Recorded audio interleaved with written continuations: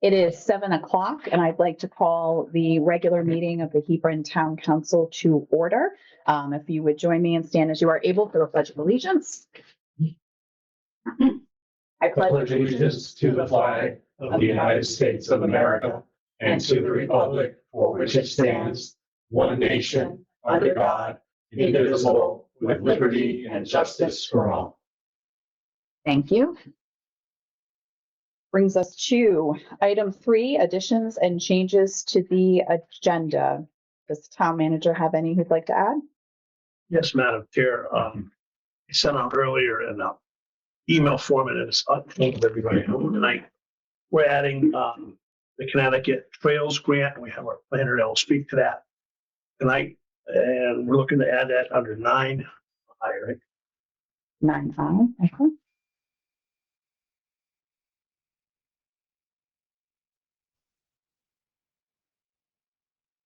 Okay.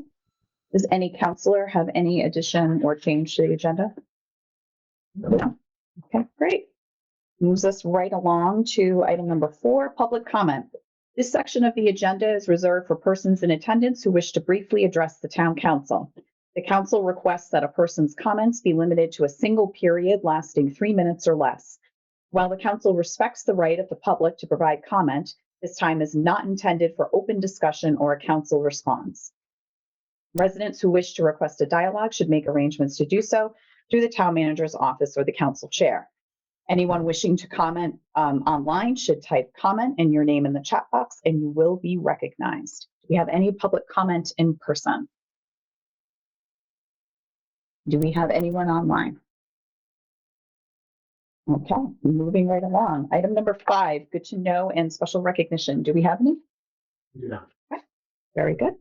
That brings us to number 6, appointments and resignations. The first item is to reappoint the panel of moderators. Mr. Vice Chair, would you read that proposed motion for us? I will, Madam Chair. Proposed motion is as follows. Move that pursuant to Section 305, the Town Charter, the Hebron Town Council appoint the following citizens as town moderators for a 2-year term commencing December 1st, 2025 to run through November 30th of 2027. Kevin Connors and Scott Kaufman. Okay. Any discussion? I'd like to thank them for their continued service. Okay, great. Hearing nothing else, we'll move to a vote. All those in favor, please signify by saying aye. Opposed, nay. And if you wish to abstain, Jan Lawrence. Jan Lawrence, aye. Claudia Riley. Claudia Riley, aye. Keith Pettit. Keith Pettit, aye. Sean Fitzgerald. Sean Fitzgerald, aye. And myself, aye. Motion passes. Thank you. Next is 6B, reappointing the sub-registrars of vital statistics. Claudia, could you take that one? Sure. The proposed motion is as follows. Move that pursuant to CGS Section 7-65B, the Hebron Town Council reappoint the following sub-registrars of vital statistics for a term of January 2026, January 2030, as follows.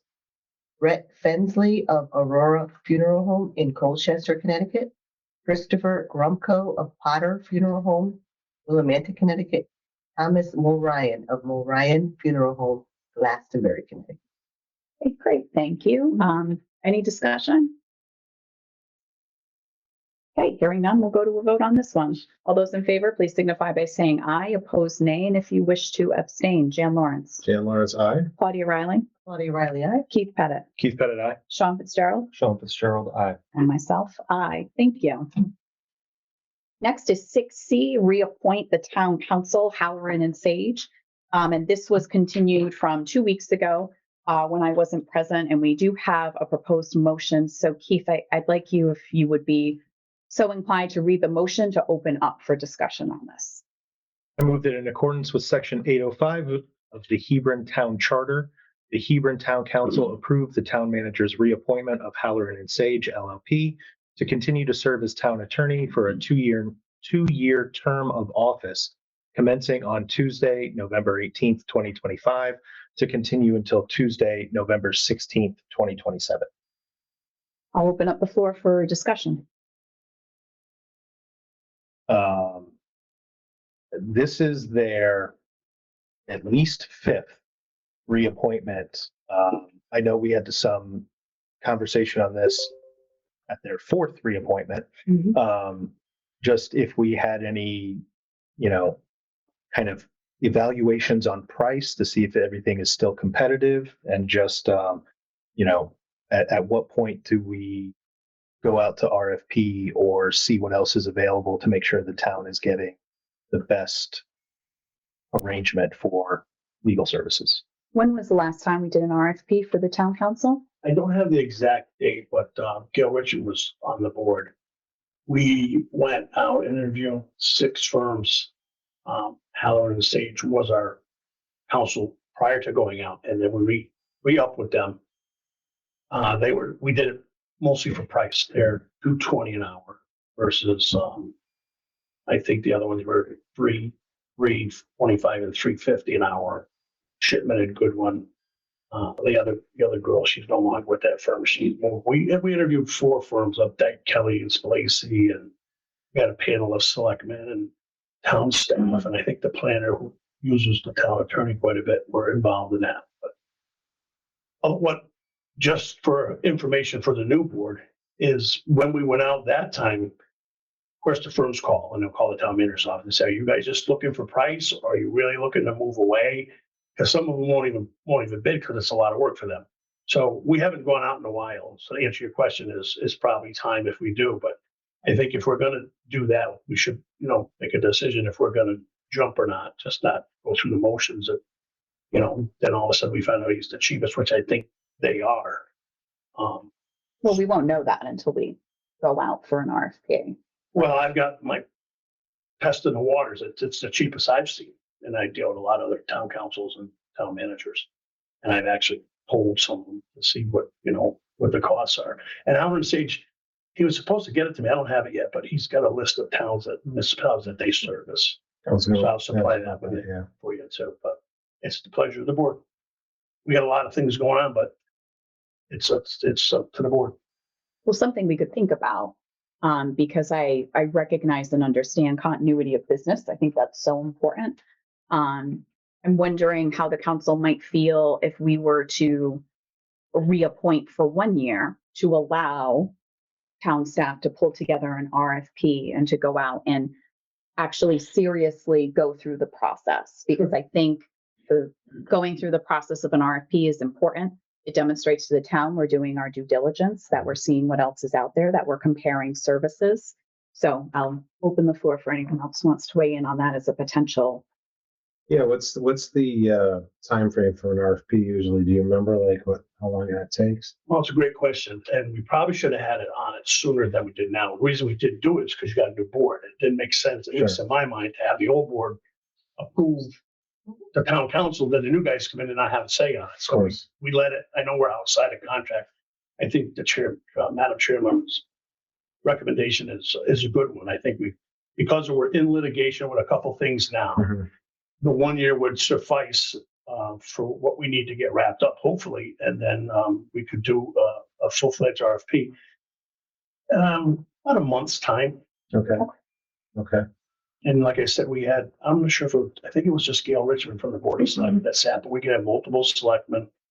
The town planner at the time was involved. I was involved. But whoever you want the panel combines stuff, you can let us work with you on that. Okay. Any other thoughts? Yeah, I mean, I just, I don't want to see it go because we discussed this 2 years ago, this topic. This is a common kind of issue that we've seen, that topics come up, we analyze them for a very small amount of time, and then, we don't always necessarily have the appropriate follow-up, especially for some long-term projects, because other things come up and get in the way. I just don't want to see it keep going. Oh, well, let's just do another 2 years. Let's just do another 2 years. Correct. I mean, I think that's why we're at reappointment number 5 now. This was mentioned. I don't have any knowledge. My first time on the board was at reappointment 4, and that was brought up as a concern. So I just bring it up again. Right. Understood. The only thing I would add is I think it would be good to see a fresh perspective, a new set of eyes, so to speak. And maybe this firm or this attorney would have some ideas or knowledge, experience that would be valuable to the town. I would hope we wouldn't just solely look at price, but also look at the value. I agree, especially when we're employing a firm that has, multiple specialists and available, that we should take a look to see what certain firms specialize in. But, again, to Andy's point, I don't think that we should worry about any continuity, with current litigation, because this is the, charter appointed town attorney, but that doesn't preclude us from hiring other firms for specific uses. And so anything that Halloran and Sage currently has open, or anything that they may open while we're in the process of an RFP, we could easily continue them on that for that continuity, if we decide that that's the way to go. I mean, the town manager is able to, and the town council are able to acquire different attorneys for different reasons. This just happens to be the appointed by the town charter firm. So I don't think there's any harm in going out to RFP. So then shall I make a friendly amendment to your motion, that we reappoint, that we reappoint the town attorney for terms starting on Tuesday, November 18th, 2025 through Tuesday, November, I don't know, date is 16th. 26. That's That's 27, 2026 will be. just so I get it precisely. 17th, Oh, it doesn't go that far ahead. November There we go. 7th. Oh, we just had it, November 7th. Yes. Okay. Wait, it's the second Tuesday, right?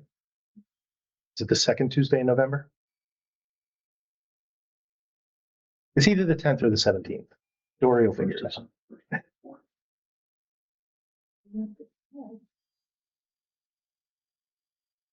The 18th is the third Tuesday this year. So Okay, so the we third, put it out 1 year would be the third Tuesday would be the 17th Okay. in 2026. So that would be my friendly for 1 year term of office commencing Tuesday, November 18th, 2025 to continue until Tuesday, November 17th, 2026, and to direct the town manager to pull together an RFP and conduct that research of other firms. I accept.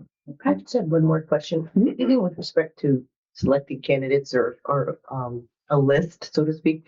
Do we typically go with the larger corporate firms, or is there a variety of other like boutique firms or mid-sized firms that we could potentially talk to? Good question. So we just interviewed the most popular ones that do municipalities. So we go to CCM and get a list, and then it's up to them if they want to come in and interview. Some of them declined because they look at their book of business and our size and roughly how much our budget is and stuff like that. But we'll go to a list from CCM, and we did 5 firms, I think, the last time. And they were all the big corporate ones? There was 2 that was like 2 partners, where the other ones brought in the whole training teams. Okay. They come in and do a pretty good dog and pony show, if I may. And they go through their list of expertise and their clients and some of the stuff that they've done. But a lot of times, well, at least the last 2 times that I sat on it, it came down to, how the depth of the firm and then the cost for, the actual firm and the paralegals. It was a wide range. To answer the question specifically, it only has to be a firm. It can't be a single lawyer. So we're not restricted in any way as long as it's a firm of lawyers involved. It's true. I love our new charter. Yeah. Good questions, everyone. Good questions. Good discussion. Anything else before we move to a vote? So we'll be voting on the friendly amendment to Keith's original motion. Would we like to read that one more time, or are we good to go to a vote? I can do it if you want. Okay. Move that in accordance with section 805 of the Hebron Town Charter, the Hebron Town Council approve the town manager's reappointment of Halloran and Sage LLP to continue to serve as town attorney for a one-year term of office commencing on Tuesday, November 18th, 2025, to continue until Tuesday, November 17th, 2026. And instruct the town manager to conduct an RFP for the town attorney. Mhm. Okay, great. Anything else? All right, we'll move to a vote. All those in favor, please signify by saying aye. Opposed, nay, or if you wish to abstain, Jan Lawrence, Jan Lawrence, aye. Claudia Riley, Claudia Riley, aye. Keith Pettit, Keith Pettit, aye. Sean Fitzgerald, Sean Fitzgerald, aye. and myself, aye. Passes. Thank you, everyone. And that brings us to item number 7, the town manager's report. Thank you, Madam Chair. So Doyle, can attest to this, we're deep into the CIP budgets from the department heads. There's a lot of forms and information on there that we're scrutinizing, sending back and getting pertinent information. So that was a good portion of today anyways. So we'll continue to get those accurate information, and then we'll make a recommendation and the spread list, and we'll give it to both the board council and then for finance.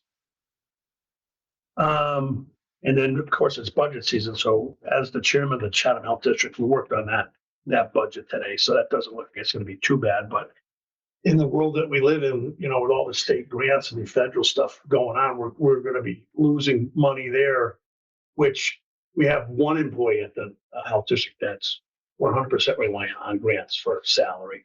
And then there's portions of grants that fund some of the other stuff. So we're being creative. We do have a good reserve.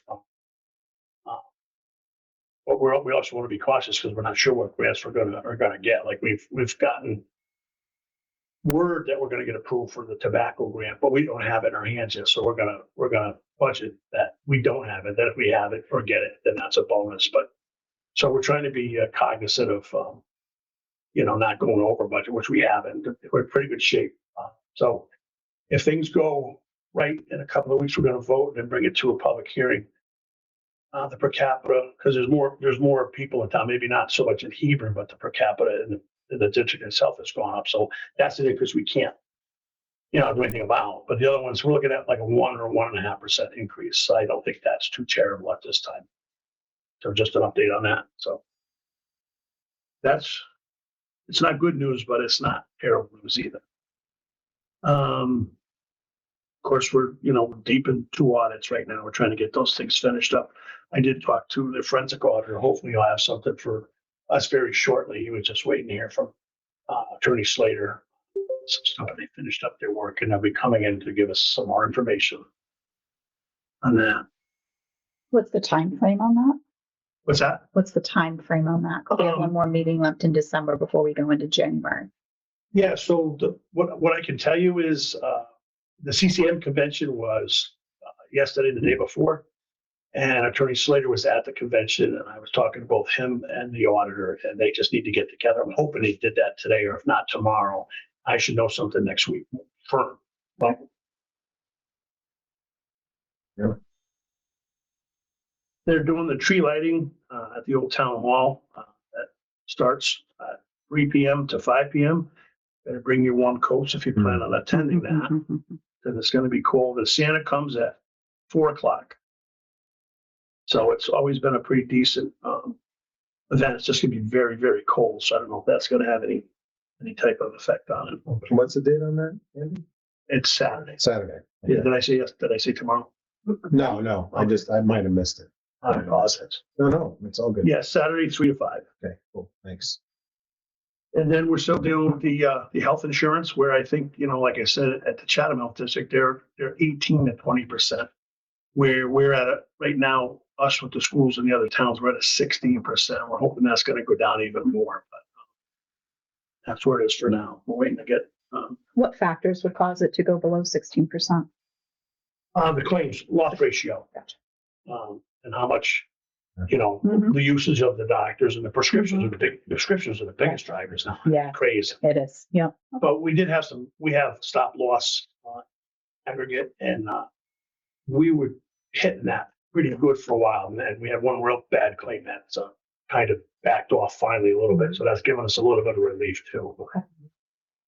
But we still have a contingency of about $3 million in the bank. That's our cushion, that policy that we should maintain. Mhm. So we're there.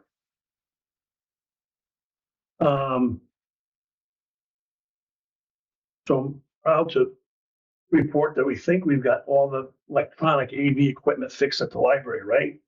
Yes. Yeah. That took quite a bit of doing. There was some new stuff that needed to be replaced. And some other guidance that we've got, and we had both AT and Valley Communications come out. So hopefully we won't have any more problems. So Right. we're really, and we met with a lot of players and users for that to make sure that that moves forward a lot more smoothly than it has been. Excellent. Thank you. Along that line, Mhm. have we asked I know we have an IT consultant group. Have we asked them about integrating into GoToMeeting with the Facebook Live?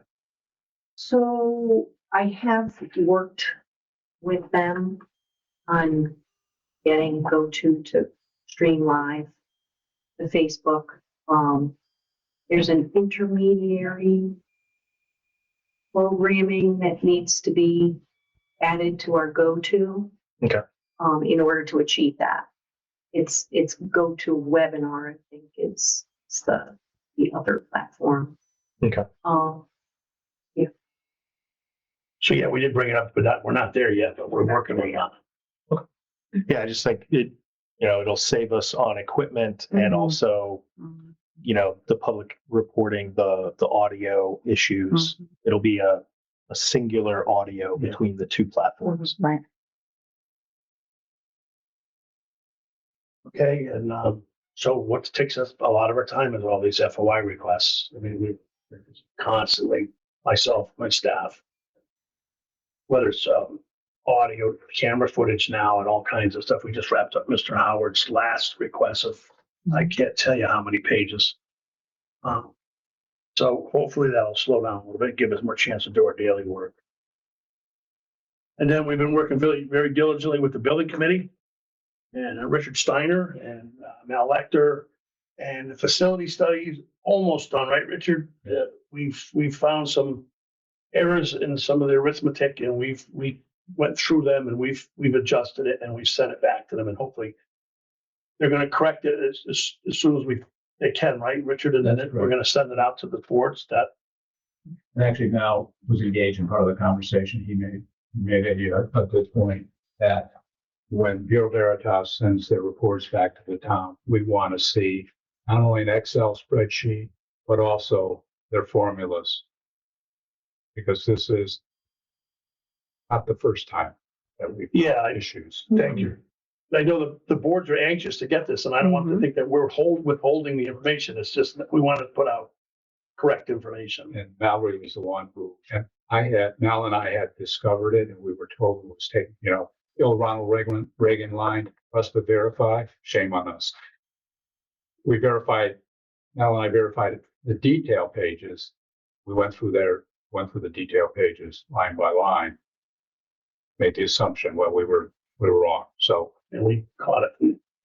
we want to get out to both your board and also Board of Finance, a document that we know there's one page, a couple pages that have some glaring issues, but not significant dollars. But as I explained to the president of the company, sending out a document where there's a $500 or $450 disparity at a bottom line of something that might be $350,000 long range, you lose credibility.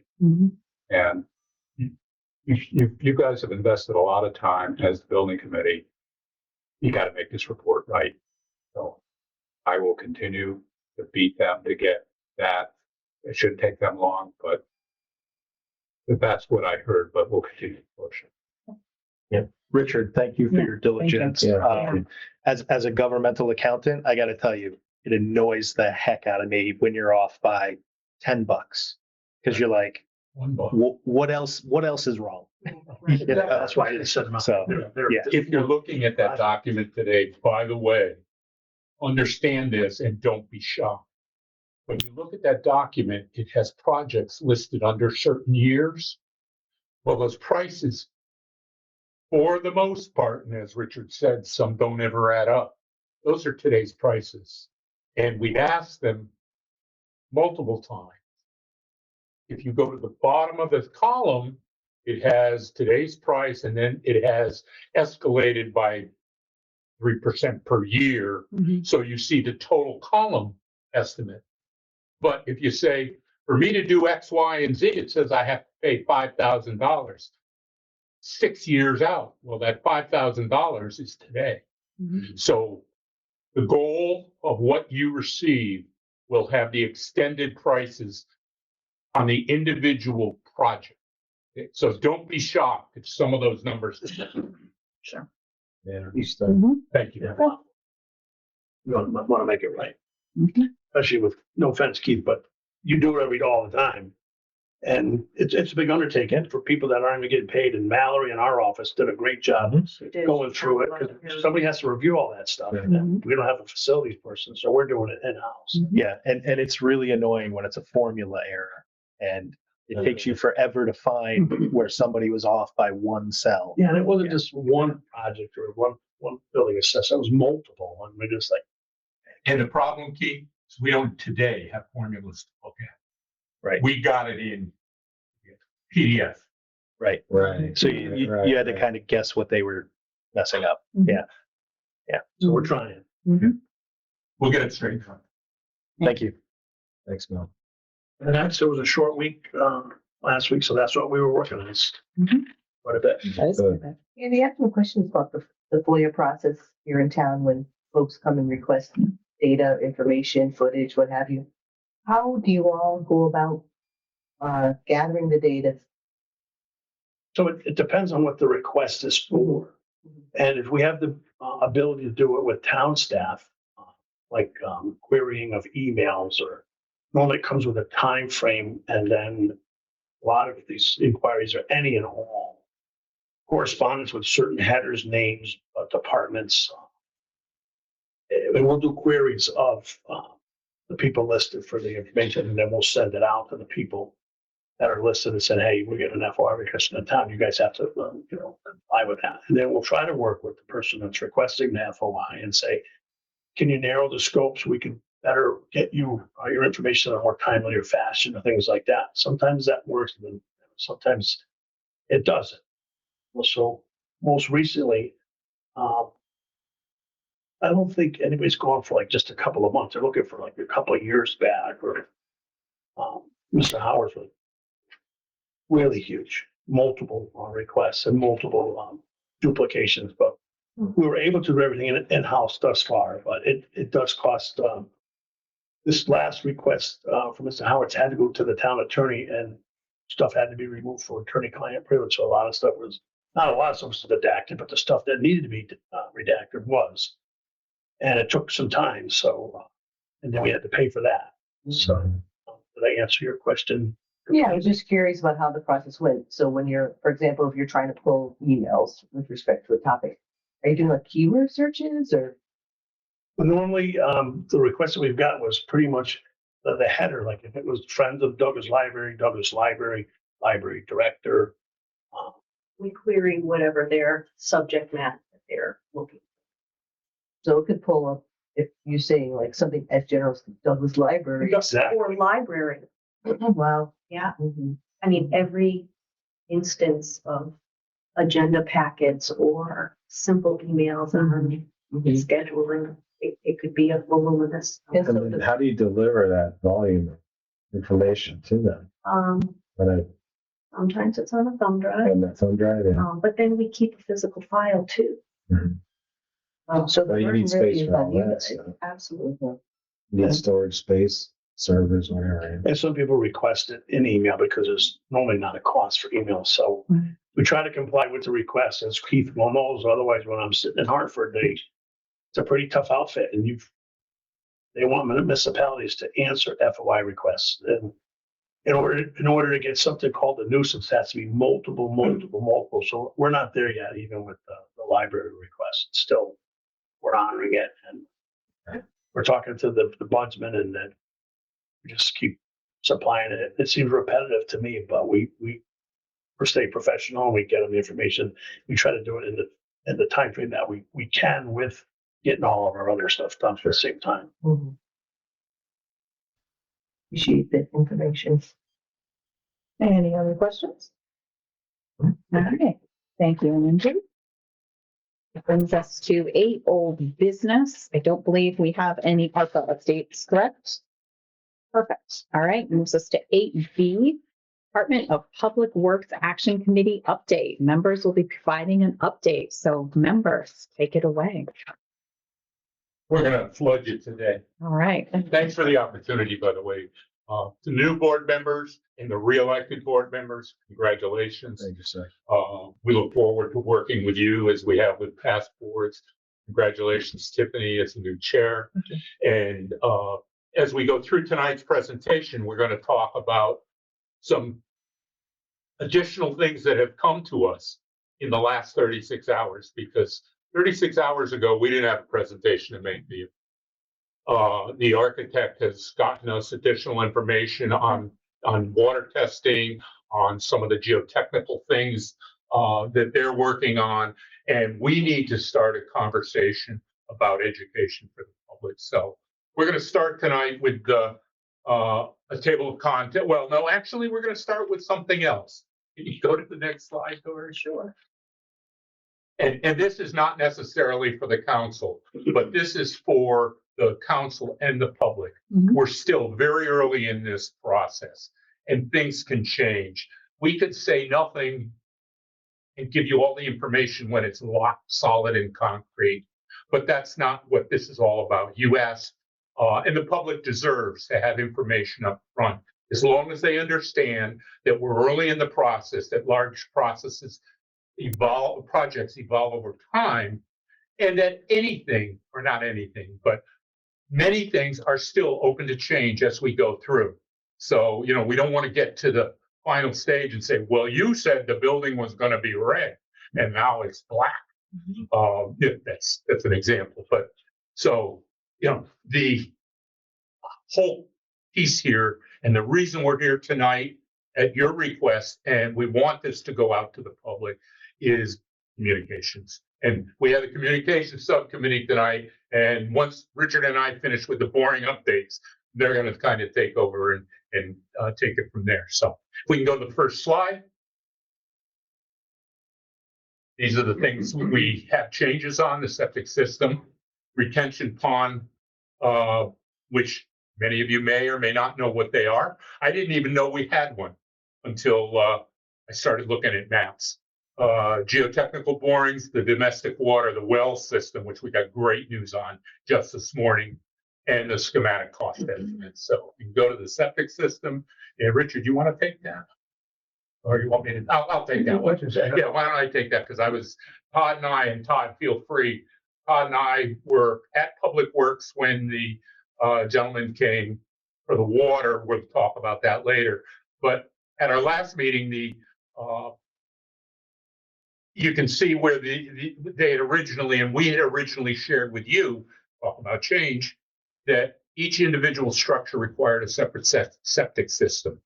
So they went in, they did do the test borings. If you can go to the next slide, please. It's actually the percolation test. I'm sorry, that's the borings. Test holes, test pits, and the percolation test. The percolation test is they pour water in a hole. How fast does it drop? The test pits give them an indication of the layers, the composition of the soil.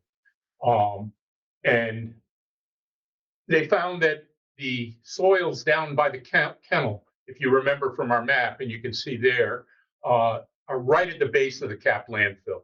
And what's happened over time is that capped landfill has kind of leached down further into the area where the kennel will be built. So those soils are not good for a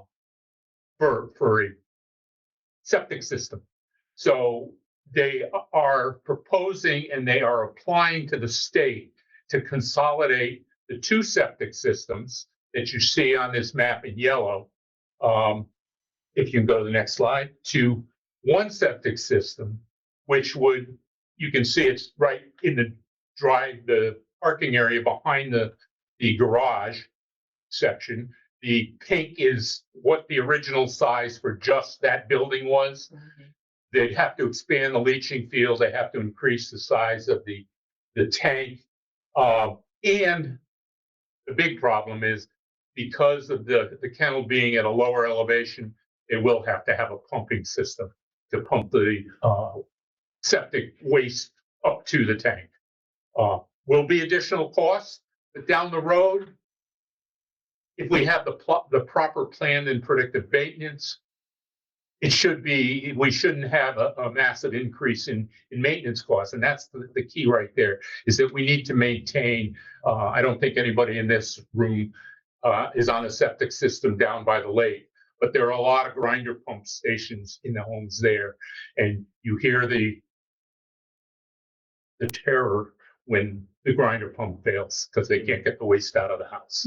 So we need to make sure we take care of that. And we take care of those on a regular annual basis, and that we make sure that we're doing the best we can do. And that should get us through. So if we can go to the next slide.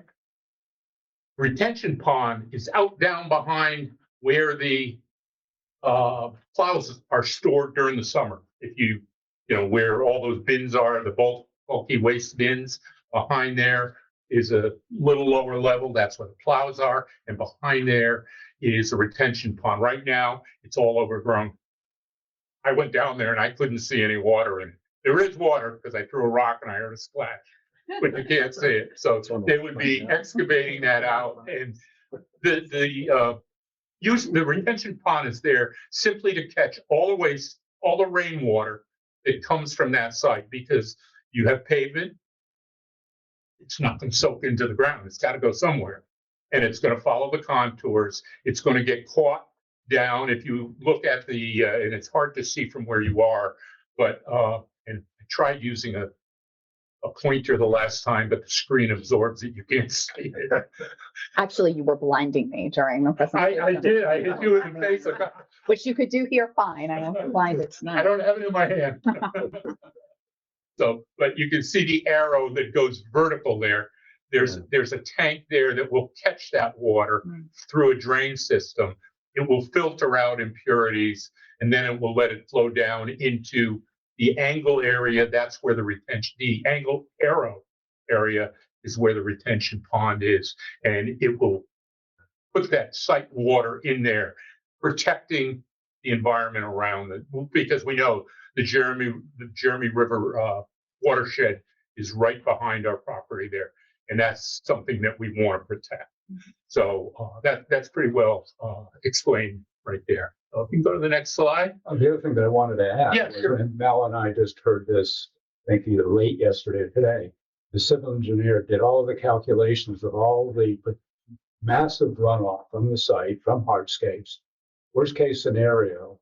And he has concluded unequivocally, because the one thing that we can say with surety, that the existing retention pond is more than adequate.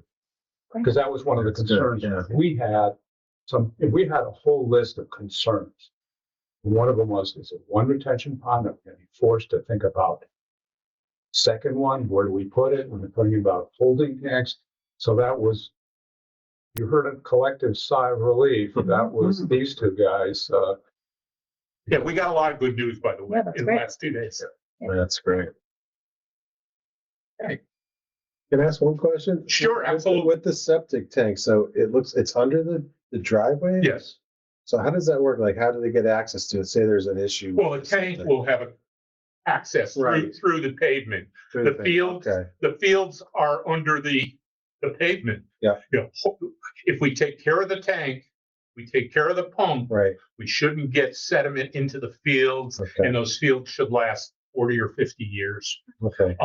Currently, the septic system down there is under the driveway where we drive in to the compactors. Yeah, okay. It's under, when you have an area that's all paved, Right, and this is, as you know, you've heard in the past, or the old selectmen, now council persons, heard in the past, it's a very tight site. There's not a lot of space down there. So that's why it's under. You know, Okay. ideally, in our homes, we don't have pavement over it. right. That's the situation with Understood. a site like that. Sure. Did that answer your question? It did. Thank you. You're very. Just to kind of throw a little bit more detail, Yeah, on all of our homes, we have the conventional laterals, the perforated pipe. What the engineer at this point has said, we're not going to do that. We're going to do, it's almost like a layered system of different aggregate run almost like slices of bread that would run out as a lateral underneath the pavement. I did some research and it's one of those, it's a newer system that's been around for 10, 15, 20 years. And it's been put through a lot of aggressive tests. And it's just shown, it's just remarkable in doing what it needs to do. Because it's so spread out and diverse and layered, it can take more undesirable Understood. materials Sure. and continue to operate as opposed to your conventional home system. Sure. Yeah, that's a good point, Richard. Thank you. So another thing that we wanted to report on is the geotechnical borings and just a little bit of information on the whole process of the geotechnical boring. The piece of equipment that does that is almost like a well drilling machine. Drills down into the ground vertically. And unlike a well drilling machine where all the spoils come up and land on the ground, what the geotechnical boring is doing is it's capturing as it drills the soil, and it's taken out as it's extracted and put in capsules that are sent ultimately over to a lab to do the analysis. There was over 27 locations where geotechnical borings were done. One of the conversations that the committee had and the lessons learned on other projects was we encourage the architect not to be skimpy. We need to know as much as we possibly can know about the subsurface condition. So they came up with about 27 borings. And just to kind of, in case you look at the boring log, you'll notice that on the sheets, there's some letters that are assigned to it, like A is for the animal shelter that picks up the borings around the perimeter of the future animal shelter.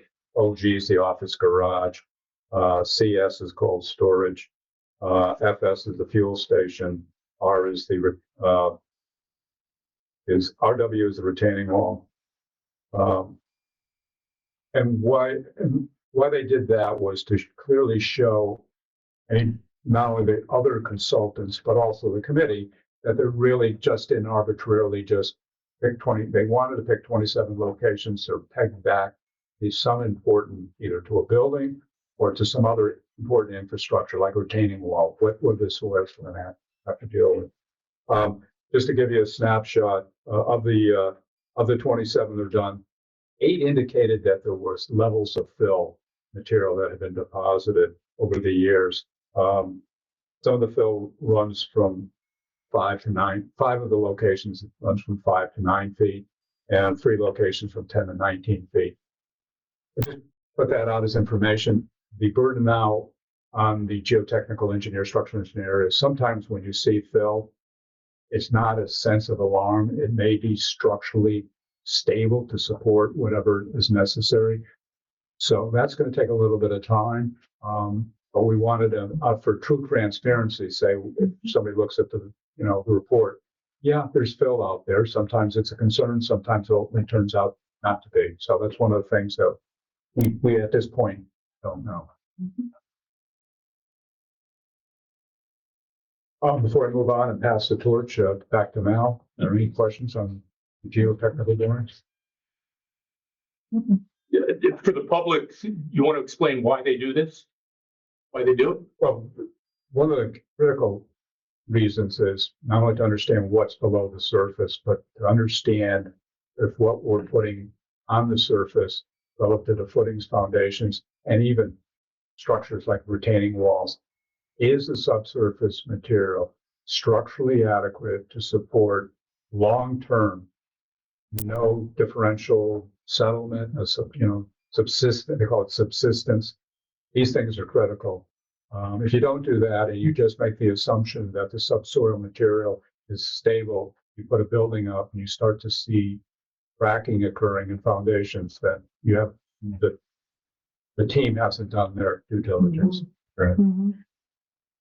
We don't want to be building on mud. So if we go to the next slide, and It has to do with wells, with water testing. And Todd and I attended a meeting 2 weeks ago, a week and a half ago, with the gentleman that was here this weekend. If you went to the recycling center this weekend, you saw water just being poured out onto the ground. And that was part of a water test that was done this weekend. And what they were doing is they were, and by the way, the current well for the site today is at the end of that red arrow, right by the road. And the reason it's there is it's as far away as they could get from salt, from the old landfill. And so if we had to drill another well, we really don't have a place to do it because there's ideally got to be a 75-foot distance from well to well. The good news, and the words up there say, all primary and secondary drinking water parameters meet EPA and Connecticut Department of Health standards. That water is drinkable. The other good news is that the well has plenty of water in it. This weekend, they determined that well can produce 10,400 and something gallons, 10,152 gallons per day. The current demand down at the center down there is 450 gallons. We've got plenty of spare water there. That's great. And it's not a new well. It was drilled when the building was built in 1982. It's 285 feet deep and it's about 41 feet to the ledge. So they've got casing for the first 41 feet and it produces 10 gallons a minute. And the water comes up from the 285 feet. It comes up to within 32 feet of the top of the well. So do the math on that and multiply it out. You got about 1.5 gallons per foot. They have plenty of reserve without water coming in from the water table. But the reason they ran it all weekend was to find out what the water table could replenish. And they found that it has more than sufficient capacity, and why was this testing done? The testing was done because at some point it could be required that this become a public water system. And the rules for a public water system are if you have, and this blew my mind, 25 people on the site in a day, then for more than 60 days a year, for 60 or more days a year, it must be a public water system. What that means is it's regulated by the state Department of Health drinking water section. There's testing that's done and there's a whole process to go through. If you don't pass those water tests, they're done every 6 months once you're up and running. And that's a question. If you look at the bottom, it says decisions to be made. Should this be a public drinking water section? Well, as I said to the committee in our last meeting, that's above our pay grade. So we've reached out to both Andy, to Matt, and I think Matt's in the back of the room. Yes, Matt is really the expert. Andy has the key ties in over to the Chatham Health, and between Andy and Matt and Russ Melman, his people over at Chatham Health, they will give us some direction. Because I don't think you want to make that decision. We can't make that decision. So we will come back to you with what they determine. Yeah, and that's it for there. So if we go to the next slide, schematic design. Richard, if you take over, sure. The quote. Yes, recently the architect had finished,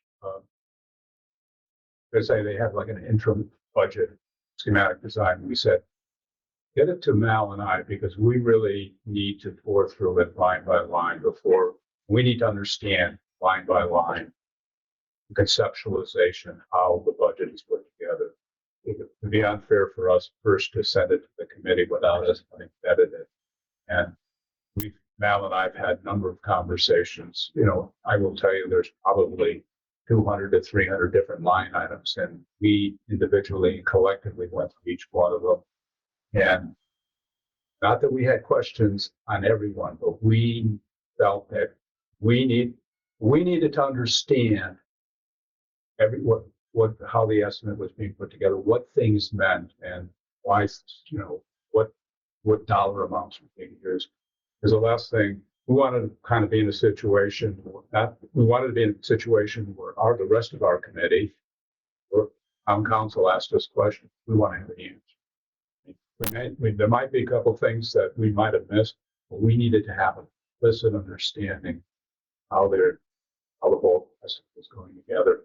There were things that Mal and I surfaced that we've identified that we're not going to be able to put a hard number on because they're not going to be able to be determined until much later in the design development process. Some items may not be able to be identified even then. So there will be allowances that, and what we're trying to do is with a little bit, rather than throw an arbitrary number in it, thanks to Andy and town manager's office, they're kind of giving us some educated direction on what type of numbers to carry for some of the numbers that we'll need to outside. But even then again, we may need to just either put an allowance number in if we don't have a good indication. So at some point we were going to advance for public viewing for first the committee and town board of finance, town council, the budget, and there will still be allowances, and we're trying to narrow some of them down. Caution. There will be allowances. There'll be things that we just can't put numbers on. And it may be we have to just simply put the 3 letters TBD to be determined. Mhm. We did, and that's part of what we're saying. You need to keep in mind that it's a process. And as we go along and we can nail some of these things down, the schematic design has this many unknowns. The construction drawings have this many unknowns. As you go along, you can determine what a lot of those unknowns were from the schematic design piece and narrow them down. So there's a lot less numbers or process items that need to be estimated as you get towards building. If you've built a house, you don't always know. I built a house. I figured my well was going to go 250 feet because everybody around me did. Well, guess what? I went 465 feet. And I didn't get enough. I wish I had the town's well, but that's another story for another day. But those are things that until you actually do it, you don't know. And to Mal's point, one of the things that when you do see the budget estimate, you're going to see a very significant number for construction contingency at this point. Yeah. To Mal's point, as we head in, and the architects have been released to start working in what they call design development. And that'll start to vet some of those unknowns out. And as they do that, and they generate their next budget, that construction contingency will start to decrease because they've now identified some of the unknowns. Are we going to go to a public water system, and is there an added cost? So that number, instead of being an allowance for that, it nailed down. Are there any additional requirements, meaning fire codes, or building official requirements, fire marshal? So, and just to Mal's point, as we advance further and further into design development, not all the questions, a lot of the financial, but a lot of the financial, but there might be still some left over. But we'll have hard numbers. Okay, next slide. So I'm going to turn it over to our illustrious people that know what's going on in the community, our communications committee. And these are things that we know we need your help with. You need to be part of this. So, Okay, so the 3 of us here, myself, Jody, form the communication subcommittee for the DPW Action Committee. So the roles have fallen down basically into, well, the way it works is that we are part of the committee, we are involved in the discussions, we then take the kind of distillation of each month's meetings and try to bring those out to the public in an understandable way, in a short form way, so we don't have to sit through a couple of hours of watching a recording video, which is, it's bad enough being there live without having to do it on a recording. So the way it works is that Jody does social media. Todd, as it's turned out, Todd done the River East. That way we're capturing the both ends of the sort of community viewing. I do the FAQs, which then go to Dory and then get put onto the town website after being through the town manager's office as kind of the definitive statements coming out of the commission. So that's how it works fine on a day-to-day basis. And it took a while to get working, but we've got it going nicely. But we're coming up to a problem that we on the committee are very much aware of. And that is that very shortly, I mean, within the next months, we're going to go to the town and to the town's residents and ask them to make a decision on a major project, probably one of the largest projects the town's done in memory. The committee has been running overall, I think we worked out just for now, about 15 years since we started on this. The action committee has been running for 18 months.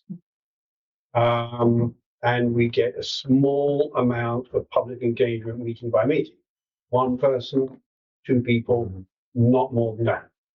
So we've got a big education piece that has to happen between now, or perhaps January, when we know exactly what the figures are going to be, up until the point when a vote is made. Now, we earlier on, before we had the last a vote on accepting the spend for the project, we produced a video to try to capture what the situation was. And that video fell on the hurdle of advocacy. So what it was said by the town's attorney is that we'd overstepped in what we were trying to explain to the public from education into advocacy for a particular course of action. Now, this is a really tight knot that has to be undone because the committee is there charged with creating an action to be performed. We are there making the whole plans for a new structure at a place where it has been determined, Culture's roadside, that this is going to happen. So we start from that point forward, and everything we said, we believe, is simply stating the facts. And one of the facts is the decision has to be made. The decision has to be made at that point for the original payment, and then another thing, the decision is going to have to be made at a vote. That isn't that we're trying to persuade people to do something. We're stating the fact that they have to do something. That will happen when the town council chooses a date for the vote. Now, we are at the limit of what we can do. We're not elected officials of the town. The town council are the people who have to then say what happens. How do we solve this problem? And then we can act on what you tell us to do. We're kind of at our limit. I think that reflects the view of the committee. Yeah, and I mean, you can see at the bottom of that slide, it says, educate, don't advocate. This is clearly a project that's being brought forward by the council and the Board of Finance with the committee as the legs here. We envision, and I think this you would agree, we envision that education would happen with, and if you go to the next slide, to various groups around the town. And I think we shared this with you before, but setting up meetings with these groups around the town and as a matter of fact, I don't know, Tiffany, if you had a chance to look at your email since yesterday, but you were copied on a note. I had a question from the Republican Town Committee chair about a meeting room. And I said, oh, by the way, we're going out to educate, and would your group be interested? I haven't heard back from them yet, but it was just late yesterday afternoon that I sent that. And these are the things that we need to do. The biggest reason, and I've been on projects for the last 20 years in my real life, my past working life. And the biggest reason projects like this fail is the community doesn't know the information. So it's incumbent on us and on, you folks that we get together and get out in front of them. We can have public hearings and things. You guys know how many people come to public hearings. You got to get in front of them. In my last few years of working, we did major renovations to our 2 elementary schools. We actually had advocates in the community that would gather their neighbors in, at 5 o'clock or 6 o'clock in the early evening, just to hear. And myself and the superintendent would go down and explain the project and why it was needed and what was going to be done. And that project passed overwhelmingly. Wasn't a public works department, it was schools, but the same thing. It's all about communication. So this is what we'd be looking to do. Jody, Todd, please, any comments you guys? The only thing that I Go ahead, Todd. is I was at the meeting at St. Peter's, you were there, about affordable housing. Correct. When it first got kicked off. Awful lot of discussion, awful lot of people showed up. We need that. Correct. We need that type of involvement. Yep. I don't know how to make that happen. I'm not that person. I'm happy to show up and talk. I'm happy to put input, but I don't know how to make that happen. Maybe you have some input on it. Yeah, and I think as cost starts to surface, that's going to be the lightning rod that gets people Oh, yeah. focused and wanting to come to meetings and wanting to hear why, right? And I think what's going to be really important is the content. David talked about, I hope you all saw the video for the 15 minutes it was up basically, but it was a great video. It gave all of the context for why this is necessary. Unfortunately, that kind of teetered on the precipice of advocacy. We don't agree with that, but it is what it is. We've got to get to a point where we tell people, here's what it's going to cost, and here's what the impact is to you. We do a great job, and now I'm speaking as a resident, we do a great job every time the mill rate goes up in this town of explaining, if you live in a home, on average it's worth $250,000, here's what your annual potential cost will be. That's the kind of detail that we are going to need to give to people for them to understand and turn it into, it's 5 cents a day, it's $1, whatever it is, it's got to be something that's compelling, because this, again, is not something that people want to spend their money on, right? Schools are a different story, but it's a necessity. It's a town necessity to keep things running. And we definitely need to get to that point in very short order. Yeah, so I think one of the things we're very keen is that the public understand the reasons why things are happening before they get hit with the price. We don't want to do it backwards. We don't want there to be massive sticker shock. Everything's on the floor. Yeah. And then you're trying to pick them up and say, no, well, you got to understand. This is the reason. We want to get this ahead of the story so that we are explaining what the problem is and why there has to be this solution. And from there, the committee has come up with a solution, and this is what it is. And by the way, it's going to cost this amount of money. Yes, it is a lot of money, but people have been working for 15 years, make this solution, and this is the best you can do. It's a big lump of money, but it's the best that is possible to do. We need to show it's the best possible solution. In other words, you're spending this money, and every time I've talked to anybody, they come up with something that has been hashed and rehashed and shoveled into the dumpster 10 times, but it's new to them. And I don't know how to get past that. I mean, you can educate one at a time forever, and I still don't feel like we are. One thing I'm going to offer, even history, my history, can flash back to year 2000. To David's point, the last major construction project in Hebron was the addition renovation to both elementary schools. After the second failed referendum, the then town manager said, you need to join that building committee. But you need to tell me what you think might be the missing piece. I said, It's great that people come to the public hearings, and I've been at all of them. But the town leadership and the building committee need to go to churches. They need to go to the VFW. They need to go to the even Republican Party, the Democratic Party. And I said, my feeling is, the old cliche, the mountain wasn't going to come to Muhammad.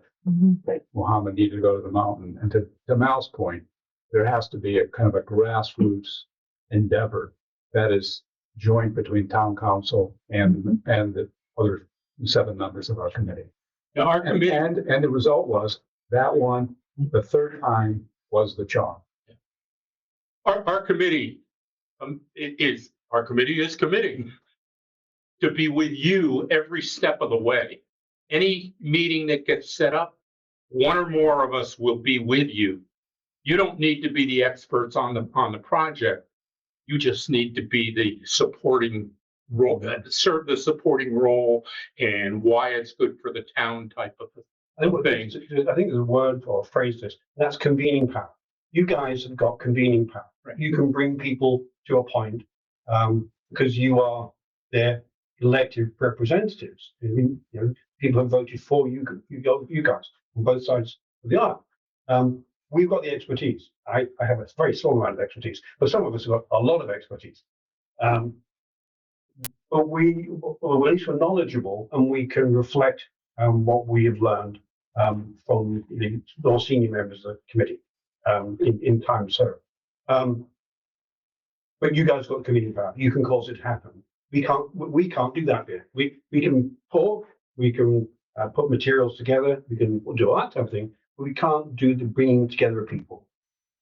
That's down to you. We will be reaching out to you, and I guess I would just put on the table, Keith is an active member of our committee, and we could reach out to Keith, and Keith could coordinate, or Tiffany, if you would prefer we go to you, we can go to you. But it's okay to Of course. go through Yeah, Keith. he's on the committee. We'll be looking to Absolutely. set up dates and times. The communications committee will be reaching out to you, looking for dates and times for these various groups. And if there are more groups that we haven't put up there that you would like to go to, just tell us.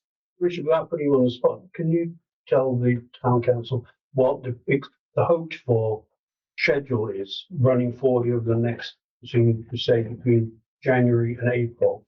What we expect to be happening? But before you do that, and we just heard about we have to have a number. We put to the architect, and we also asked the town to have the numbers we request from them by December 15th. So we're looking to have a schematic design estimate as complete as it can be before the end of the month. Okay. So that if we start this on January 1st, we have some numbers. I'm sorry, Richard. I will answer your question, but there is one thing that we do need to talk about that will help, but one very significant number that we have in the schematic budget, and that deals with curbside pickup. Mal and I at the last presentation in November talked about how the RFP for curbside pickup was completed. I was asked to update it. I did, based on and I did send it out to all committee members. We really need to get your endorsement to be able to go public with that. Obviously, we'll coordinate with Andy's office. There's a couple of minor things that we need to kind of move out on your side. But that will provide one of the multiple options that we're pursuing collectively between our committee, town staff, as far as addressing what do we do for the months that transportation is down. That is water. So that was the thrust of why we sent that on. Wanted to get any comments that you might have. We really need to kind of get that out early, right after the new year. And if we could go to the next page, and we'll. Oh, let me ask. Yeah, go ahead. Go ahead. David asked what we currently see as a schedule. I think we all kind of had in our mindset a March, April referendum, which David and the communications committee, there's a lot of heavy lifting we all need to do on the educational piece to be in a position where people think that they've gotten all that they need relative information before they go into the voting booth. March, April, that would, improved referendum would allow the architect to finish their construction drawings, bid documents. Construction start late summer, early fall, which kind of falls in line with what the language was relative to the RFP as far as when would curbside pickup begin. And the overall duration right now that they have, and it was something that was put in their schedule that they distributed as part of their submission, the RFP, is they anticipated about 15 months of hard construction and 2 months of closeout. That's how we see it right now. Again, that's one of the things that's tied back to the schematic design, construction, design development, but general numbers. It is, construction duration of about 15 months. The architect has committed to, without anything strange coming up, being finished with design development in late February. From there, he will send it out for another estimate to a third party. So we're not going to get architect figures. We're going to get an objective figure, and that will be what we go to referendum. So, depending when we meet, we have soft numbers or we have harder numbers. Mm-hmm. We probably, I'm just estimating, we could have a final number by the first week in March. So that's if everything goes well, but by mid-March, we should have a final number. And the unfortunate thing is we can't wait until mid-March because we could not possibly cover all the people we need to. Right. So we need to get started and we need your help getting started. And we look forward to working with you. And the last thing to remember is the same as the first thing to remember. I won't bore you with it again, but that's there for the public if they're looking at this. We've also included in the appendix the 27 pages of the boring data, and it is boring, by the way. And not to some of us. That's true. That's true. And also in there is the report on the well. To make it easier on your eyes, and by the way, before I sit down, I apologize that you didn't get this ahead of time. I completed it at 3:15 this afternoon because, like I said, up until yesterday morning, I didn't think we had a presentation. So I will get you this. I will also get you the Adobe documents of what the appendix is. But the appendix is there for you if you need to read it tonight, or for the public, because this will go on to the minutes. So, thanks for your time. We overextended. Oh, no, we have questions. So, Actually, I'm going to jump in Go first, ahead. if you don't mind. Yeah. So I think we're a little fortunate because, as most of you know, I do comms for a living. Yeah. So I am willing to volunteer my time to help construct a strategic plan if that would be helpful to you. that would be great. So I'm willing to do that, give up my time. But I've got to go back to this video issue. How exactly were you told that it was advocacy versus education? Was it a written legal opinion, or were you told verbally? How were you informed of that? My recollection was verbal. A verbal report. Right, so they're- It was reviewed by the attorney. And then we It met. was, but then we had a supplemental meeting, and this is for the members of the board that weren't privy to that at the time. So, yes, originally there was some worry about advocacy versus education because it's a very thin line, and you have to be careful not to cross it. We did have a supplemental meeting with Attorney Slater to get some better information on our end of what exactly that gray area was. So when it comes to the difference between advocacy and education, advocacy is using town funds or materials to promote to the public one side versus another on a topic to be sent to vote. Mhm. So they cannot do that. Mhm. We're volunteers, and as long as we're not using any town funds or materials, we, as elected officials, can advocate to our heart's content to the public. They, as members of a subcommittee of the town council, can advocate using town resources and materials and money to us only. And that's why they are encouraged to promote the best course of action to us, not to the public. We then convey that to the public, whether it be through a meeting or whether it be through us going out to outside events and promoting it there. They have to be very careful what they say to the public. We do not. So what would stop us from, I mean, because I just have to be very frank. I've seen a lot of towns who have similar projects do their own videos about projects and put that information out there. And it lives and it resides on the town. So I'm trying to understand how certain They can- towns. They can, again, it's a fine line and a gray area. Right, They cannot produce it as a subcommittee and put it out for public consumption from the subcommittee. right. As a subcommittee, they can produce it and present it to the town council at a town council meeting, and it could become part of the public documents or public domain at that point. However, it cannot be privately or separately from this forum directly between them and the public. So what would stop David from emailing us or presenting the video here and we watch it and we say, this is great, we want it on the town website? Does it then go on the town website? No, but they can present it here. They can present it here. And then anyone could go here and watch this meeting. is The, what the I- meeting minutes would be on the town website, which is our current procedure, yes. Okay. But they It's a can, little concerning to me that we're already being handcuffed in terms of sharing information on Well, this it's just- project. So it's like- concerning. Transparent, yeah. like anything government related, you have to go through hoops. So is there a convoluted way to get to where we need to go? Yes. We just have to make sure that we are careful how we get there. Okay. Yeah. All right. Understood. And no public funds were used for the making of this video. Right. That's good to know. That is good to know. Just want you to Right. know. Right. My time, his time, Joey's time, all our own time.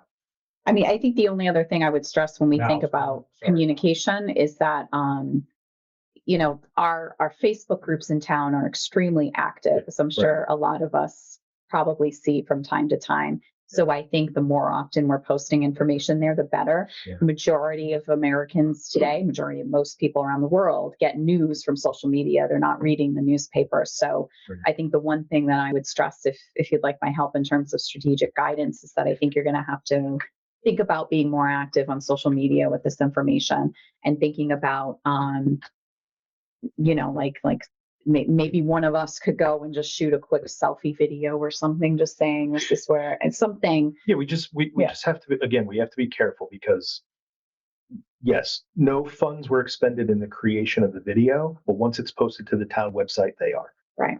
You know, so again, there's these subtle gray areas and convoluted ways of doing it. Could one of you publish it to your personal Facebook feed? Yes. I mean, because you used your own private resources. It in no way took anything. You were in a public area when you videoed. You used your own private resources and you used your private publication method, being your private Facebook, to promote it. That is acceptable. But putting it on the town website or promoting it through the town Facebook, It seems counterintuitive. it does. It does. It is, but that's I can't promote it to you. here. You can promote it to us No, no, here. and- here, but and- you can, yeah. Something that's been done in other towns is you get a group of people that are really supportive. And they create a public action committee, Mhm. political action committee. I'm Yeah. sorry. Do that. It's a 5-minute deal to set it up. Mhm. Depending on what you spend, there may not even be any reporting, and I would volunteer for any group to be the treasurer or the administrative person for a political action committee if we can get a group of really some people. Tiffany, we're gonna take you up on your Sure, offer. I'm happy to And, help. you know, if we can reach out to Because Tiffany, these are really knotty problems I mean, Right. it's fine. You said, I understand exactly what you've been saying. Mhm. Well, I think, but we don't have to do something, there's going to be another meeting shortly and in a week or so's time, and it's going to produce information. And we need to get that out. And we've got these big issues to talk about. Sure. And we need to get them, what do they call it, a method of work. So we have to have a written method of work. We do this, we do that. It goes to you. We come here and present it, or whatever the way round the rigmarole is. We can do that. Doesn't matter how complicated it is, as long as you know what it is we're doing. Yeah, and I think that the listing of organizations you came up with, and I'd like to thank Tanya online for adding the Brethren of Hebron Synagogue to that list. Mhm. We will Yeah. make sure that we Yep, get that That list should be on the updated. list. okay, You know, I'm more than happy, and I'm sure, you know, other selectmen as their, or Councilman. Counselor. sorry, other counselors, counselors, as their time is available, will be more than happy to participate Absolutely. in Yep. outreach. We've had some experience recently in promoting things. And I would just say, yeah, there's a lot of ways. I mean, I'm just curious, like if you have a video somewhere, not on a town website, let me give you this example. It just came to mind. And you have the town Facebook page, right? And it shares a link to that video. It's how somewhere else is that. Yes, Okay. you can, no, that's using town resources. Gotta be. Because even though it's independent of the linking, town. Right. so it has, So, so we yeah. can't even do that. So that's why I said it. Isn't money, Right. time, it's. Yeah, Yes, it's everything, Right. Space. and anything. right, Yes. right, The right. Political action committees have their own website. Yeah, I think that's seems like $10. a good idea. It seems like a really good idea. Yeah. YouTube Yeah. page. Thank you all. I'm sorry, more One other questions? question, yeah, Yeah. I just had a question about the card pickup, and forgive me because you guys might know this already, new guy. With that, how is that cost borne by the taxpayers? So if we have to do pickup at everybody's house for a year, say, For taxes. just through the taxes, so they're not gonna get a separate bill. No. So the folks that already have garbage pickup, We'll get it for free during that period of time. I will cancel. But that would be our so you recommendation. would cancel your service. and- Yeah, that would be our recommendation. Again, it's, you're the ones that make that Well, decision. No, understand. That brings us back to Richard's point. And, Yeah. and Richard, I know we had talked about it at previous meetings, but I don't know if we need something firmer tonight. I'm more than happy to make a motion for it. But do we need to make a motion to empower Richard and Andy to move forward with the RFP?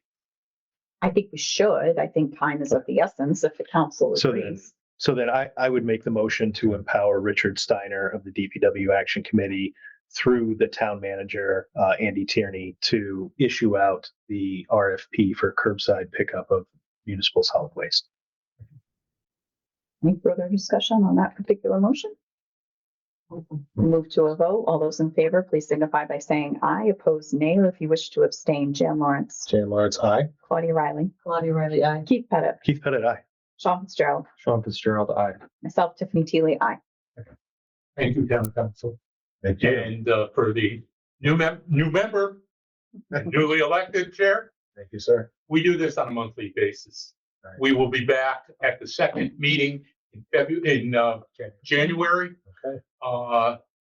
Tell you what's new at the Zoom. And then hopefully by then we started our meetings. I just wanted to not wait till we have numbers to start the education. I agree. Because the I agree. same. Yeah. Yeah. Absolutely. Hammer. Yeah. Hammer, Yeah. hammer. Give them pictures, you know, these How diagrams do you they have. make the Yeah. charge to create the pack? Or do they decide on their own? The pack would have to be separate from this entity. Separate Yeah. from this entity. Yeah. Yeah. The fact is simply, if you got a group of people who want to do it, send them to me. I'll get them going. Well, I think you should hear just from me that I'm committed to making this referendum a successful one. And that needs to be everybody's goal. Right. You're Mhm. sitting at this table and sitting in your seats. That the Yep. goal is that this is a successful referendum. Yeah. Well, I mean, I think overall, and I don't want the public to think that we're pushing a specific agenda or trying to ram this down their throat. Right. I think I need to make it abundantly clear to the public at large that the town council is dedicated to achieving this goal in the most fiscally responsible way Correct. for the town and its residents. Yeah. So I don't want anybody to think that we're just, flying ahead and just doing whatever we want. We're doing this in a methodical, thoughtful, fiscally responsible way on their behalf to get the best product for the town and its residents. And we've been working on it for 18 Agenda months. Yeah. For your meetings with these groups. You probably want to sit down and make some bullets or whatever, so that every group is hearing the same thing. Mhm. And by all means, try to get questions, try to get comments, Mhm. because that's what gets people motivated and That's right. involved. I mean, Keith, to your point, you can think of it. No, Much to the committee's credit, the RFQ and RFP for architects.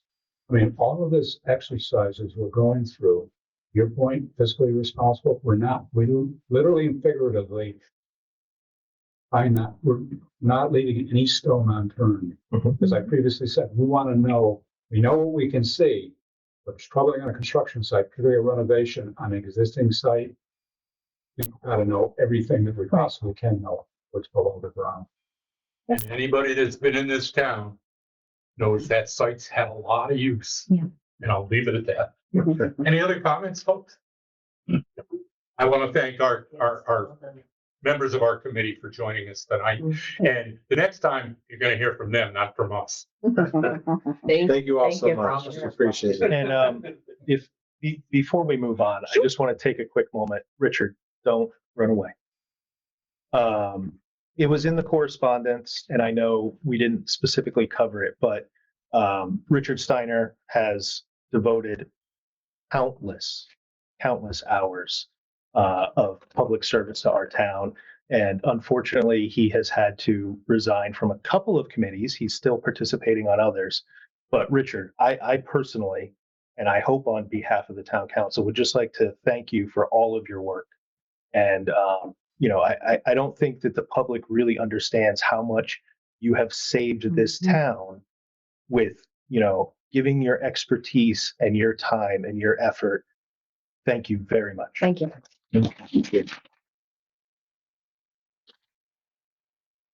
It was a tough decision. At one point I realized I'm sitting on 5 building committees all at the same time. 2 of them I'm a chairman, and all 5 of them also the recording secretary. And we all know, I'm sure you've heard from us, how challenging the construction design team members and how things are very challenging. And we've had, this committee and the other committees have had over the last 3 years, municipal projects. Yeah, they look great. They finished on time. They finished under budget.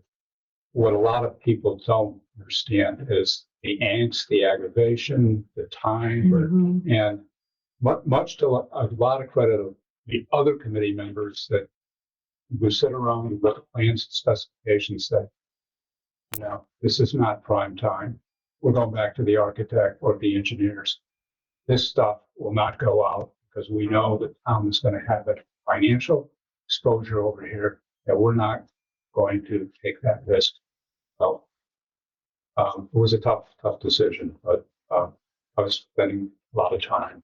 And it was impeding on some professional endeavors and personal endeavors. Understood. Thank you. Thank you, sir. I have his phone number and email address. Well, consulting services on occasion. All right, that's great. So that'll take us to item 8C, approve revisions to and adopt Hebron Economic Development Incentive Program. Sean, would you be so kind as to read the resolution? Be it resolved by the Hebron Town Council to adopt the Town of Hebron Economic Development Incentive Program policy document with the revisions as presented. Okay. So I think this was brought up 2 weeks ago when I was overseas. I read through it and it looks like just basic changes with the language change, obviously, to the change, what we are now called. I'll open it up for discussion if there are any further concerns. I know Matt's here if you would like him to answer any other questions, but is there any further discussion on this or any concerns anyone has? The only clarification I would make is I know it for the public, it may have been a little confusing in the last packet because there was the entirety of the old program Mhm. and the entirety of a rewritten program, which is, laid out in a much better format. And then in this packet, it is just that new document with the changes to the town council's name. So that's why the packets, if the public is looking at it or following along at home, that's why the packets look a little bit different. But I appreciate the clarification and the new format and everything on the program. And I think it looks good that's my comments. Thank you. Any other comments? All right, we'll move to a vote. All those in favor, please signify by saying aye. Opposed, nay. And if you wish to abstain, Jan Lawrence, Jan Lawrence, aye. Claudia Riley, Claudia Riley, aye. Keith Pettit, Keith Pettit, aye. Sean Fitzgerald, Sean Fitzgerald, aye. and myself, aye. Thank you very much. So next up is yours and mine personal favorite, approving revisions to the personnel policies. So I apologize with the change in chairmanship. I now have to take that project on and look through it. Keith had already started it, so I'd ask for the council's indulgence to allow us to table this. So I have some time to review what Keith has already started. We are going to get to this, I promise. I just need some time to read it. So any objection to tabling this to the next? No. Do you need more than a meeting? Can we table? Probably, Could we Sean. table this to March? I mean, Well, we have to do this every No, 2 no, weeks. March- March is budget time. right, but I Um, mean, what's a I mean, we better could. timeframe? I mean, I could probably get to it by February. Yeah, I would say the first meeting in February Yeah. is probably where we will be ready for Okay. a real vote on it. Okay. Because it'll give us a chance to consolidate, get it out in email to the Mhm. rest of the council to look at, Mhm. and then get it published in the packet. I don't want to say the second one in January because we're going to have another presentation by the esteemed DPW Action Committee. So I would say, to your point, I agree. Probably the first meeting in February is where we will be ready to vote. I can make that happen for the council. Yeah, that's fine. So we'll table it till then. Table it till then. Sounds good. Any other old business from counselors? Any other old business from the town manager? No matter here. Thank you. That brings us to, and I'm scrolling because I'm trying to get there. That brings us to new business item 9A. Award RAM emergency electric generator upgrade project bid to RNC Electric LLC of Bristol, Connecticut. I'll read this motion. Move that the town council award the bid for the RAM emergency electric generator upgrade project to RNC Electric LLC of Bristol, Connecticut in an amount not to exceed $709,690 and authorize Andrew J. Tierney, town manager, to sign any necessary contract documents. I don't know if Richard, you want to speak to this or any further. You're welcome to if you'd like. Not sure if you want to add anything here for us. This is the second bid that we, actually, the third bid. Jan, just to kind of put you in, 3 years ago, the town received a $2 million grant to upgrade the emergency electric backup system at on the RAM campus. Retained an engineer. Town has pre-purchased the generator. Its fabrication will be ready May of 2026. And this contract is for phase one work of readying the site to accept that generator and replace the existing 500 kW generator with a 1250 kW generator. Okay. There'll be a phase three, but the cost of that has kind of exceeded the grant. As we know, there's been tremendous escalation in construction costs. The $2 million grant was from like 4 years ago. So But after the new year, the entire committee is going to meet with the engineers, get an update on what the phase 3 cost is going to be, so we'll get a clear idea. But this is at least to bring rid of the 500 and replace it with 1250. Any questions, discussion? For full disclosure, just on, we received 3 bids. This is not, 4 bids, this is not the low bid. The low bid was thrown out Right. on the advice of our attorney because they did not provide all the information. Right. This one was Yeah. about $22,000 more than the low bid. But we think we're getting the value here, and just, again, in case anybody in the public is asking. Thank you. Anything else? Move to a vote. All those in favor, please signify by saying aye. Opposed, nay. And if you wish to abstain, Jan Lawrence, Jan Lawrence, aye. Claudia Riley, Bonnie Riley, aye. Keith Pettit, Keith Pettit, aye. Sean Fitzgerald, Sean Fitzgerald, aye. and myself, aye. Motion passes. Thank you.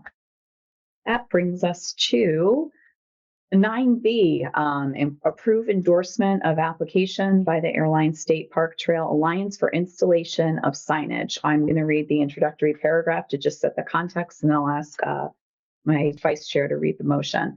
Attached is a request from Matthew Bordeaux, town planner, to endorse the application by the Airline State Park Trail Alliance for the Recreational Trails Program grant to fabricate and install uniform wayfinding signage for the entirety of the state park.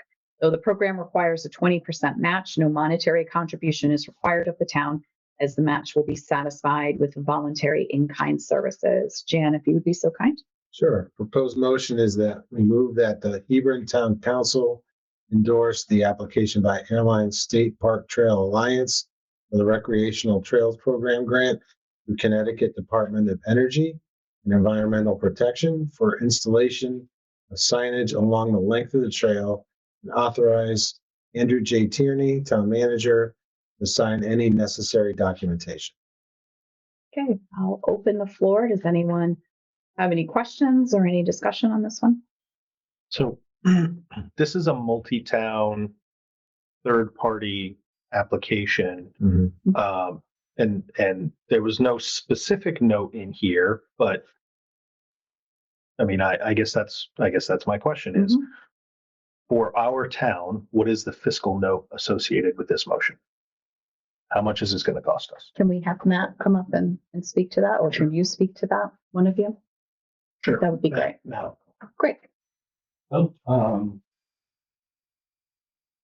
Bordeaux, Hebron Town Planner. To the extent that I understand the project, there is no fiscal responsibility that the town of Hebron would bear part of this proposal.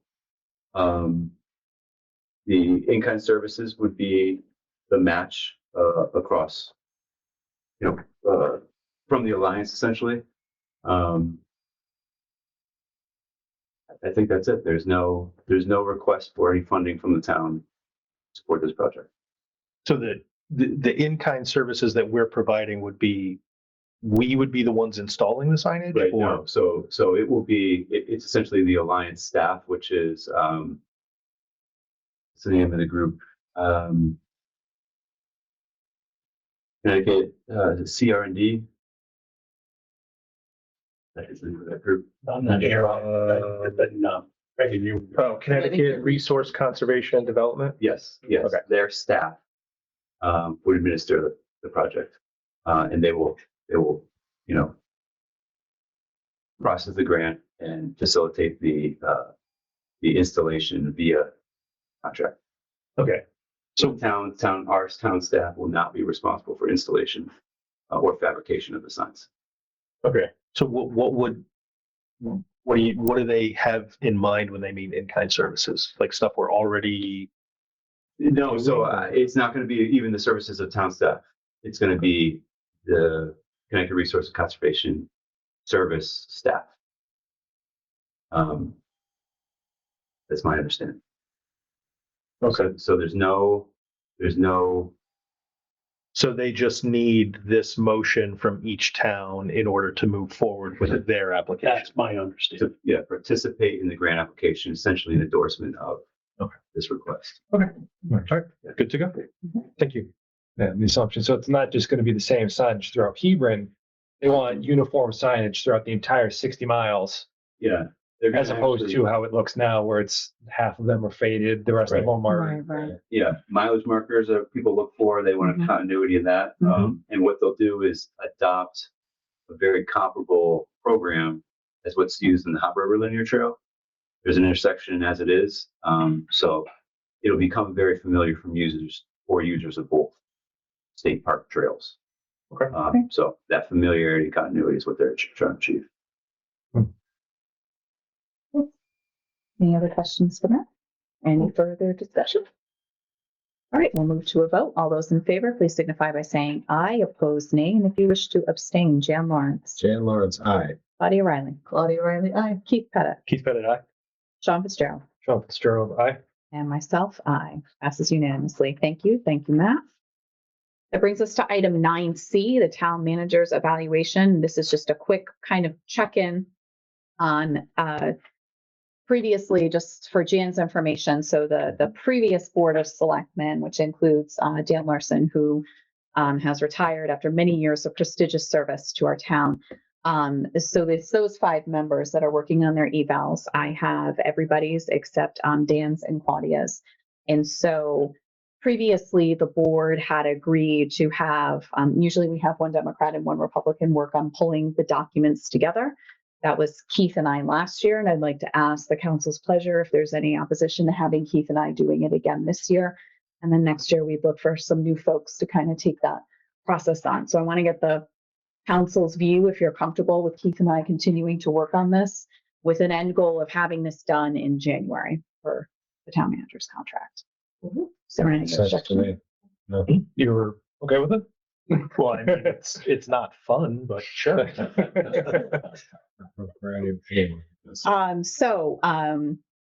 I would ask Keith if you don't mind reaching out to Dan to make sure that I we will, have yes. his input, and then Claudia, if you can send me yours. And then we'll look to probably have an executive session on that sometime in January. That was just an initial touch point to let you know the process is moving forward. And that Keith and I will take the job on for this time, and then, we'll look for some volunteers from the other members for next year. Good. Sounds good. Any questions for us? All right, moving right along. 9D, consider Board of Finance recommendation for full-time assistant assessor position. I'll just read this really quickly. At the October 23rd, 2025 Board of Finance meeting, the board made a recommendation to add a full-time assistant assessor position to the assessor's office in order to fully staff both the tax and assessor's offices. Says Lori would be here in attendance, but I see she is not. No, I didn't reach out back and handle any of the questions that you have. It was just a vote of the Board of Finance to recommend to the Board of Selectmen to, fulfill the positions downstairs. The chair was present, but now he is online. If you would like to get a comment from him. Oh, that's a good call. Chair of the Board of Finance is online. Thank you, Keith. Brian, I don't know if you're able to, but did you want to speak to this at all? You can come off mute and speak to it if you're able to. Yeah, thanks. Can you guys hear me? We can. Thank you. Excellent. Yeah, thank you. At our meeting in October, we made that motion there.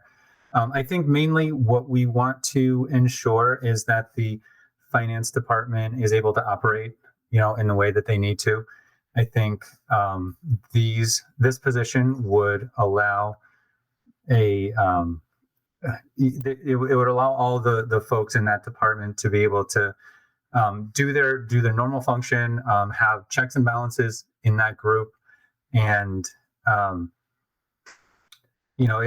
think it would be good for that group to have fully staffed checks and balances. And sorry, I'm a little distracted for a second, but I think that's the main idea.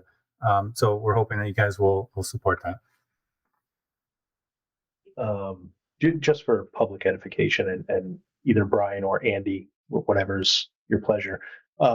If you could describe just briefly for the public the current employee setup in the finance department and Obviously, this would be one more to that. Sure, so I'll handle that if that's okay, Brian.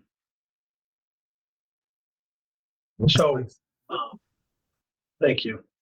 So presently, the structure is downstairs in the revenue collector's office. We have one full-time position, and then we have a part-time, which is a floater between that office and the assessor's office. So in order to get separation of duties and more checks and balances in that office, it would be recommended, and I'm sure our auditor is going to recommend, that we have two full-time people to cross-check daily activities of that department. So I think that's what the Board of Finance recognized and is asking council to consider to move forward. Okay. And that's not converting that part-time to a full-time. It's an actual additional full-time. So it would be two full-times and then the floater. That's how I believe it would be, two additional full-timers and no floater. So right now, there, I think, and Brian, you can correct me if I'm wrong, I'm thinking they want a full-time position. Yeah, I think the idea is to have two people in each of the assessors and tax collector's office. So the assessor, assistant, the tax collector, and an assistant. So I believe that's one additional full-time person, which would make two people in each of those offices. Okay. So in essence, eliminating the part-time, creating two full-time. Because I think we're partially speaking past each other, because Brian's saying, oh yeah, we're just adding another position. Well, no, because the current position is part-time. Whether or not they accept or desire or would be hired for the full-time is irrelevant for this. That position goes away. Two new full-time positions created: assistant assessor, assistant revenue collector. Right. Okay. Got it. Okay. All right. Awesome. Thank you. And thank you, Brian. Is there any action we need to take tonight, or is this just informational? Because I don't see a motion here. So what is? Yeah, no, so it's just, that's bringing what the Board of Finance voted on to the Board of Selectmen to consider, and we can start putting what that's gonna look like together for the next meeting. Okay. Makes sense. Yeah, I think if we were going to do something, it would just be instruction to include it in the budget for the upcoming year. Or do they want it done before the new fiscal year? I'd have to, I can't read, unless Brian wants to comment on that. I would think maybe when we meet with the auditors, forensic auditors, you'll get a better direction on what they're suggesting we need to do and when the timeline on that, at least for that one office. Okay. Yeah, and if I can add, I think considering it for the upcoming budget cycle would be great, unless there is something with the audit or the anything that requires earlier consideration. Okay. Thank you. All right. Sounds good. Any other questions on this one? We get to move forward. All right, thank you. Brings us to 9E, approve revisions to town provided email account for elected officials policy. Claudia, could you read the proposed resolution? Sure. The proposed resolution is, be it resolved that the Hebron Town Council adopt the Town of Hebron Town provided email accounts for elected officials policy with the revisions as presented or recommended. Great, thank you. Any questions or discussion on this one? Seems pretty straightforward, but Pretty straightforward. all right. It is. In that case, we'll move to a vote. All those in favor, please signify by saying aye. Opposed, nay. And if you wish to abstain, Jan Lawrence. Jan Lawrence, aye. Claudia Riley. Claudia Riley, aye. Keith Pettit. Keith Pettit, aye. Sean Fitzgerald. Sean Fitzgerald, aye. And myself, aye. Thank you. We're moving right along. Who's up in there? Next item is 9F. We're getting there, I promise. The Hebron Town Council will discuss liaison report appointments, and the boards and commissions we currently report on are AHMU Services, Hebron Board of Ed, Board of Finance, Open Space, and the RAM Board of Education. So we typically do this every year. There are new board members on, or new council members on. I would like to kindly request permission from the council to remain the Hebron Board of Education liaison. And then I think what we can discuss is potentially moving some folks around. So I think given that Keith's an auditor, I'd like to know everybody's preference and perhaps moving Keith over to be the Board of Finance liaison, which would open up open space, which then perhaps Jan could fill in, and then Sean, that would leave AHM to you so that I'm not covering two. That's kind of what I was thinking, but it's open to council discussion. So I was just trying. Claudia will be Ram. Would say Ram, yeah. Okay. The only thing I would add to this, and I apologize, it doesn't directly fall under liaison, but we had discussed previously that there are currently 2 openings on the WPCA. Thank you. I was trying to get, I had the letters, but I didn't have them in the right order. The WPCA currently has 2 vacancies on it that are awaiting appointment by the town council. I know it had been suggested to the Board of Finance that they think or they consider whether one of their members wanted to be appointed onto that. And I know it's not technically a liaison. It will be an actual, appointment until our structure changes. Right. But that's something else that we may want to consider putting forth a name for WPCA as well. Okay. Right. Do we want to do that tonight, or do you want to do that at a future? If the counselors want some time to think about it, or if not, I mean, can you just explain the WPCA? So WPCA, Water Pollution Control Authority, it's a board that sets rates and manages projects related to the town sewer system. They're also involved in some other things loosely, but that is, 99% of their job. Okay. And the reason why it was just through natural attrition that there's 2 openings on it. But over the past couple of years, especially since we have run into the project that we bonded several $1 million for to replace all of our pumping stations, they were at age. That was a significant financial dedication by the town. And so there was discussion on both the Board of Finance, and Brian can jump in here and correct me if I'm misstating for the Board of Finance. I don't want to do that. Where they were concerned about how much of a contingency fund the WPCA was putting aside, and that, they needed to balance how much they're charging, users versus making sure that they're planning ahead for the future. So there was a delicate balance to be found there, and that both at the time, Board of Selectmen and Board of Finance felt that communication between that entity and other town departments was lacking, and that appointing a person from those boards to that board would, at the very least, increase that communication. Sure. Again, I mean, it doesn't have to be someone who is, a professional public water system administrator, but it should be someone who is able to regularly attend meetings and bring that information back to our, body for consideration and action as necessary, and then advocate for certain things on behalf at those meetings. So something to keep in mind. If we want to put it off to think about, that's fine. I also, I know I kind of have a lot on my plate right now, but I'm not opposed to it either. But if somebody is interested, by all means, please. I would say, unless you're putting your hat definitively into the ring, let's table it so we can discuss. Yeah, no, I'm all for tabling it. Yeah. I'm all for tabling it. Because I don't want to put that on. No. Yeah, we can all discuss. If somebody else wants it, I am not going to fight you for it. But we should address that pretty soon, because I think there are challenges there that we need to address. And they have been understaffed now for a couple of meetings, and I don't want to put it off too much longer, because that really undercuts their ability to achieve their goals and objectives for the year as well. Correct. So what is their meeting schedule? believe it's once a month. Once a month. It's Tuesday.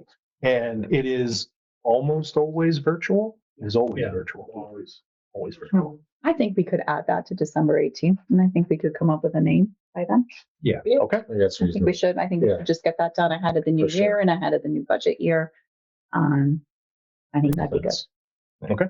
Anyone have any objection to the new liaison appointments? Do we need a contact person? What? We can speak later. I guess. About AHM? Yeah, I would connect with Dory and Andy about how you can connect with AHM. Really, the most important meeting you'll want to try to attend is during the budget season when we know how much, like we're going to have to pay for their services. So yeah, All right. That's what I would do. I'd reach out to them directly. Okay. Okay. So, Andrew, we'll talk. Yeah, same thing for me with land acquisition. Yeah, no problem. Figure out that. Reach out. See you Monday anyways. Okay, great. I'll put your lunch order in.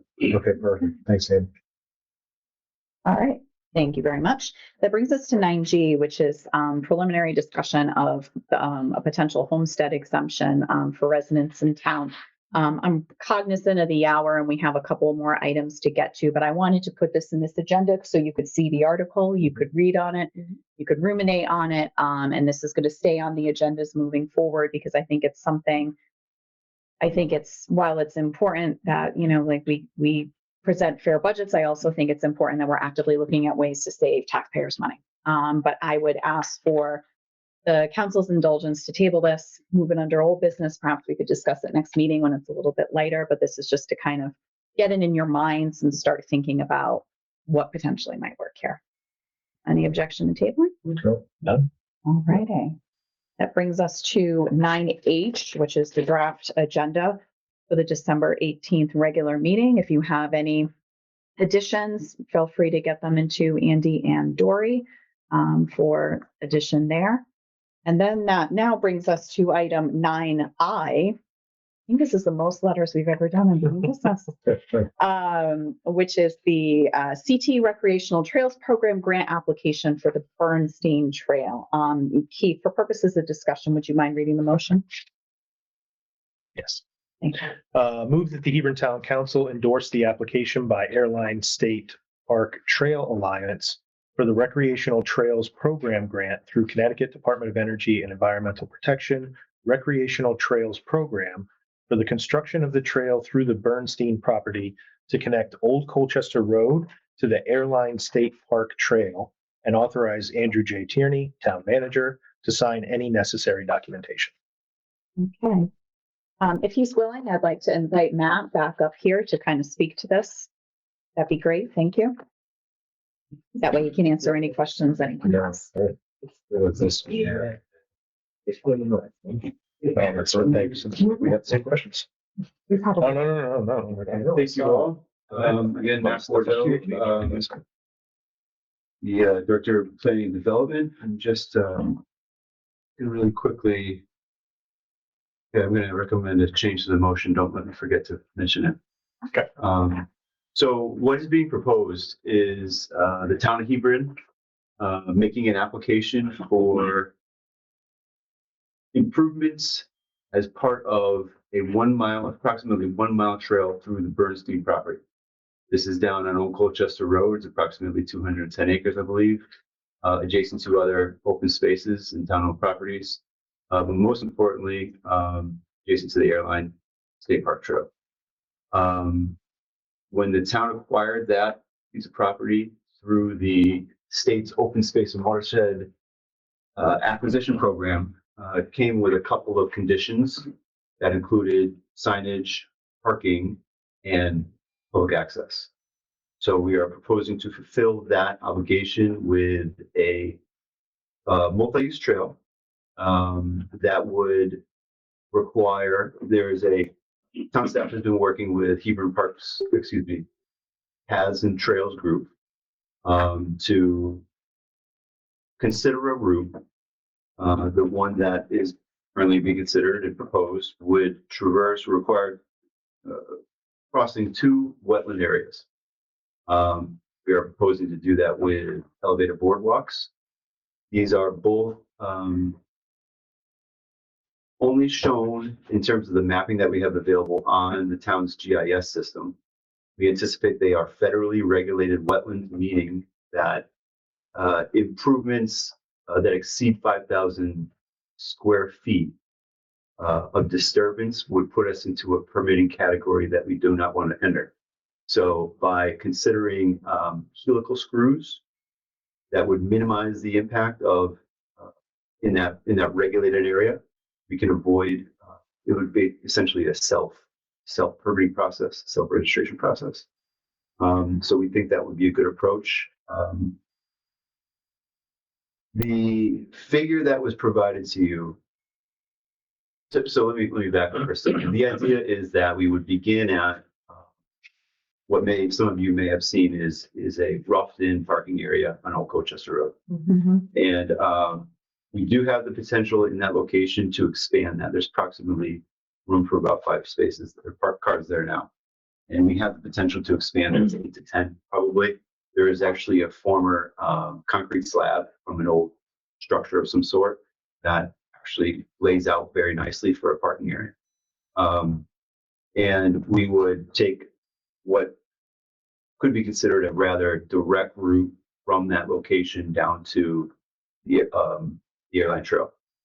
Because it would be essentially a connector trail or spur, our proposal is to improve it in a way that could be considered multi-use. So comparable to the airline trail, yet not at that scale, not the width that we have there. Running railroads on that at one point, or trains on that. That's not what we need to accomplish. So the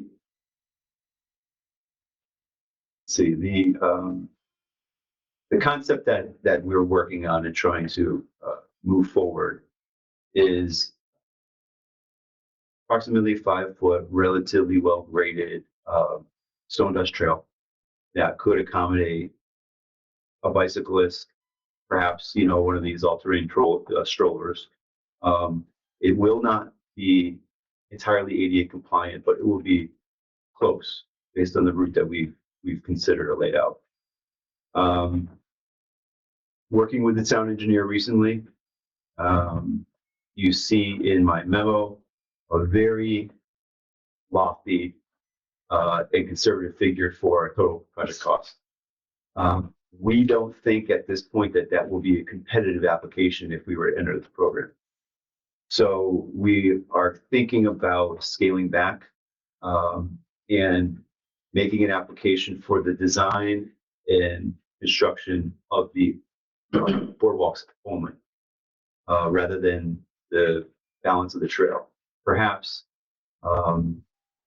we can have our town staff engaged to complete the space between that will not require any kind of very technical structural improvements, rather just limited clearing. Obviously, we're picking a route that limits to the maximum extent possible felling of any mature trees, which is all possible on this route. But there are 2 crossings. There's one at the easterly extent adjacent to the parking area and down by the airline trail, which is actually a little bit wider, a little bit more complicated to traverse. So the program requires a 20% match. Typically, the town of Hebron, in my experience, has been successful when we offer the design services. Jacobson, our town engineering consultant, to do in this case, it would be wetland delineation and review. It would be survey, and it would be the design of the boardwalks themselves. So we expect a figure to look a little bit more like a total project cost of $230,000, which would, for a match, substantially lesser value. So design and permitting in that case, figure that Nathan Jacobson provided is approximately $64,000. Again, I apologize that this is kind of, late in the game. The application is due December 18th. But, kind of putting together the details vetting it through town staff and planning and zoning commission. I've yet to get in front of the conservation commission, but that's my next step. With the space land acquisition committee, it's been a work in progress. So happy to discuss this a little bit more with you. Perhaps I think it was a different approach, but we think it's a strong project.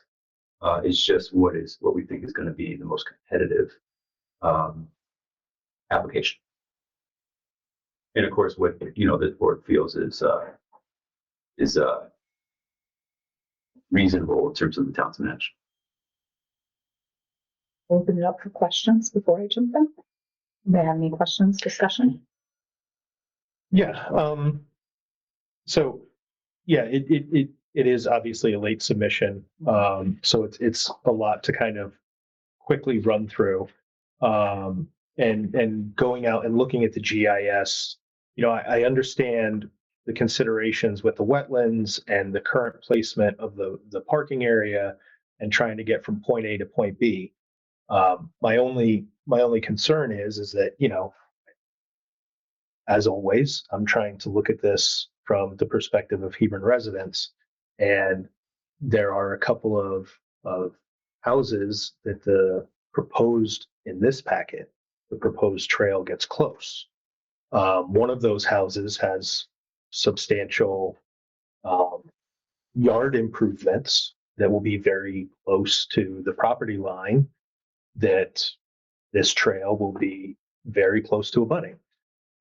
So I just know on behalf of, if I was that homeowner, I mean, I don't want to speak for them out of place, but abutting a 210 acre open space, and then the town decides to put a path right on my property line where I have improvements along the property line. It's like, all right, how are you? To all the people biking by. And with it being 210 acres, I mean, there's substantial room for us to change our direction if there was more time to analyze this. So I guess I'm getting there eventually. My question is, once this application is made, how possible is it, how flexible is it to make movement such as that? Yeah, I think that's a great point, a great concern. And I believe there will be the flexibility. We do not have survey. We don't even have, we have a very rough conceptual design that is substantially guided by the existing stone walls on the site, on the interior of the site. So just riding those in terms of wrapping your head around what direction I'm heading in is where we started. Since we've been out there now 2 or 3 times, there are opportunities, because that is an ongoing concern, to round corners, to expand, to kind of like create a greater separation. We also feel that, in some cases, yes, the proximity to open space and the perception that that was going to be, your private space is real. But in some cases, I think, you'd find some people arguing that proximity to, recreational trails is an asset. And so, yeah, you might see people out there. They won't be hunting. They'll be passively recreating on the space. So I understand where you're going with that. And that is part of why we want to engage conservation a little bit closer. And we do hope, as in the event that we're successful with that grant application, we would process permits with Conservation Commission and Planning and Zoning Commission, that we could solicit additional feedback from, those land use boards to consider those things. Yeah, and that's all I'm saying. I just want to make sure, because I mean, this is an addition that was not publicly available before 7 p.m. tonight. And so any landowners who happen to abut this are at this time completely unaware that the town council is pursuing this.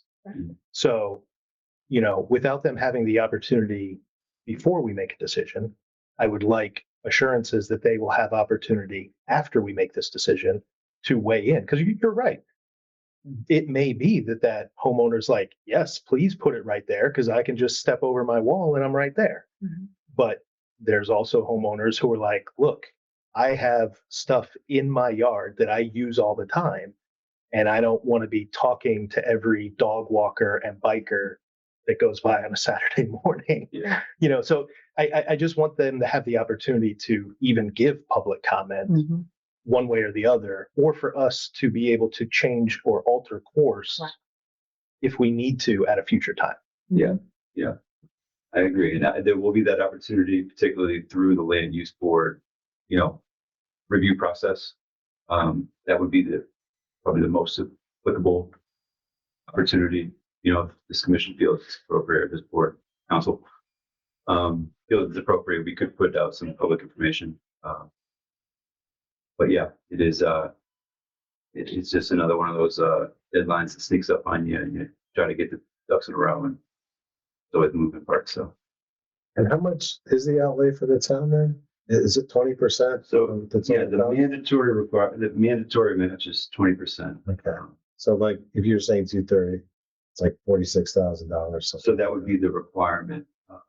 So we typically, like I said, you put a little more in, you're probably going to be, move up the list a little bit. I do say in terms of the total project cost, what I'll ultimately try to explain in the application is, in order to complete the total project, we will probably engage some town staff time, which has value as well. Understood. So there won't just be the fee for design services. There will be in-kind services as well. Got it. Okay.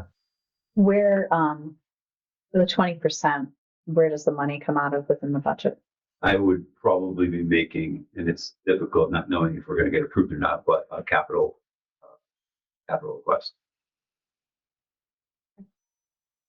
Ted, one more clarifying question about what you mentioned, the affected parties. How many people or households are we talking about? So if you're familiar with the Birchill, the Grayville Estate subdivision off of Grayville Road, I think Birchill Road, the name of the road is Birchill Road.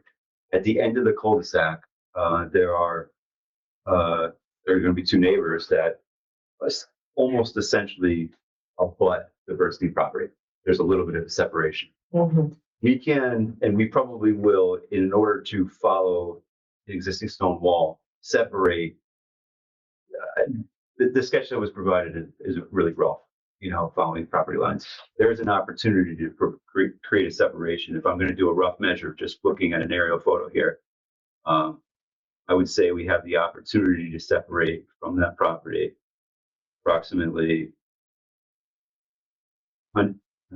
275 feet. Oh.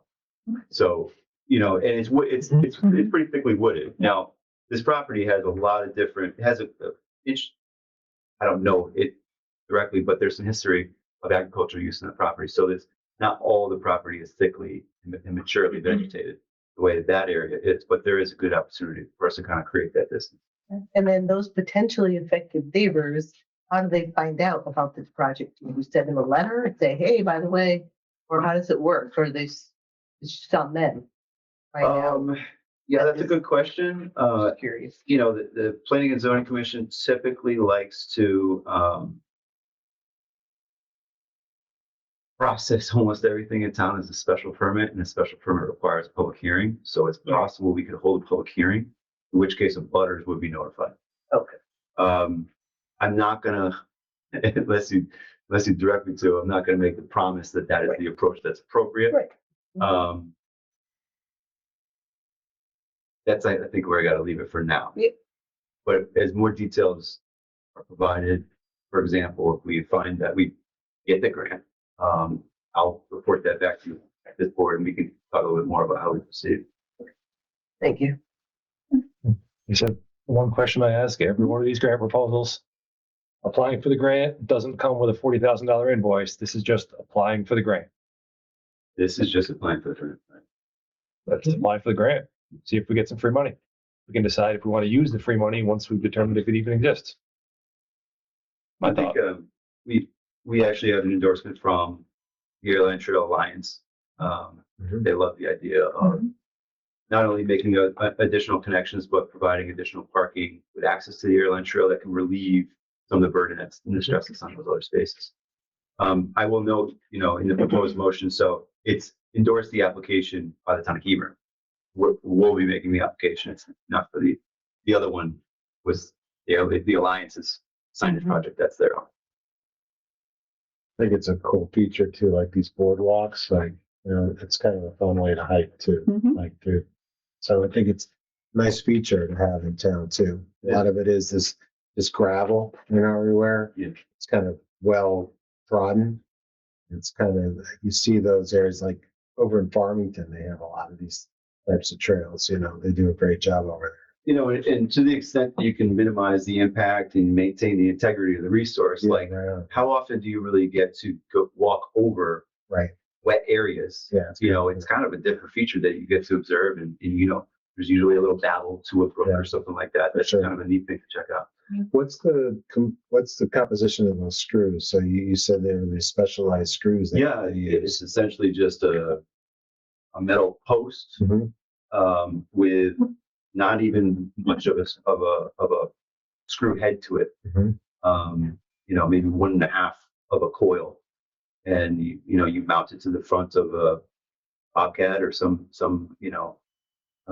tractor of some sort, and you just drive it in. You cross your fingers, you're not going to hit any slab or a huge rock. Yeah, right. But we'll, that'll come with the design team. There'll be some geotechnical review, and we'll take a good look at what we're facing. Right. Thank you. Yeah. Any further discussion? All righty. So we'll move to a vote on this one. All those in favor, please signify by saying. Did you want me to? Oh, yes, that's right. restate the Yeah, amendment? you should restate. Okay, you had an addendum to the motion. Yeah. So I'll restate it. Yeah, just restate. Move that the Hebron Town Council endorse the application by, The town of Hebron. Okay, so that was the amendment? Yeah. That was the amendment by the town of Hebron.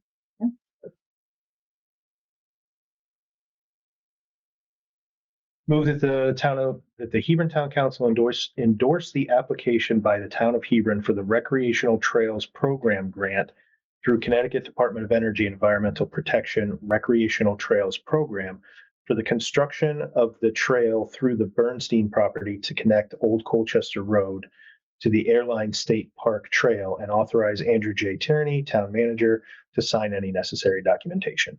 Thank you, Keith. All those in favor, please signify by saying aye. Opposed, nay. And if you wish to abstain, Jan Lawrence. Jan Lawrence, aye. Claudia Riley. Claudia Riley, aye. Keith Pettit. Keith Pettit, aye. Sean Fitzgerald. Sean Fitzgerald, aye. And myself, aye. Thank you. Get that moving. Well, we've reached 9J. Any other new business? Does the council have any other new business? Does the town manager have any new business? Alrighty, great. Moves us to 10, the consent agenda. Consent agenda items are considered to be routine in nature, which the council may not need to discuss individually and may be voted on as a group. Any council member who wishes to discuss a particular item in this section may request the chair to remove it for later discussion and a separate vote if necessary. So right now we have the approval of minutes for a special meeting on November 18th and the public hearing and regular meeting on November 20th. And unfortunately, I'm going to request the chair that we separate these because I was not at the November 20th meeting. So we'll be voting on the approval of minutes in two different votes.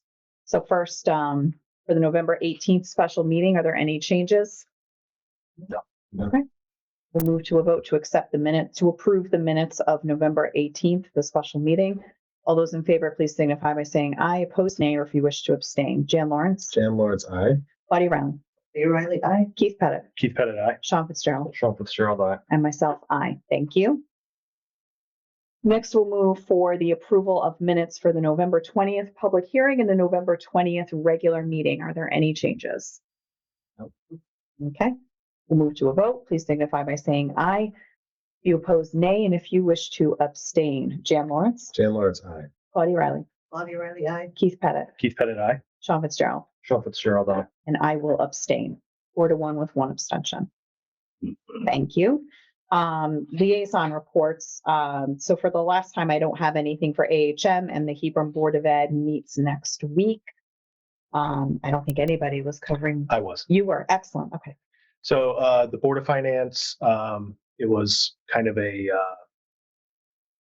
administrative meeting for them. It was their first meeting with their entirely new board. So they did election of officers. They also did appointment of liaisons, which I think Ryan is going to be the liaison Seems like to it. Okay. town council. Great. And they also, to the same extent we did, passed around the idea of the WPCA appointment. So when I'm sure that they'll be ready when we are ready to appoint our representative, they will also have a representative. I believe that it was Jim DiDonato, but I will confirm that before, well, we will confirm that before we do the appointment.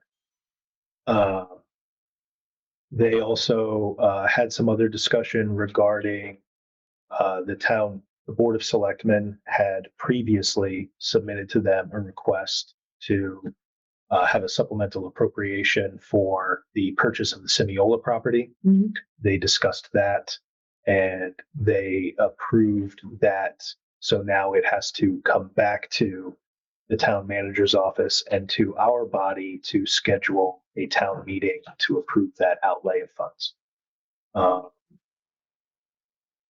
And that was about it. Actually, that moves us right to land acquisition, which is Yeah. also you Yes. for now. So, yes. So land acquisition was last night. So super fun. It actually is a really great, you learn a lot about the town. Okay. It's a very informative board, has a lot of members that have been, town residents for many, many years, and are very enthusiastic about open space in Hebron. We did not discuss any specific properties. There was some, kind of residual discussion regarding Semiola property, basically just rehashing what had happened between this body and the Board of Finance and how things were moving forward. They also went over their calendar and the submission of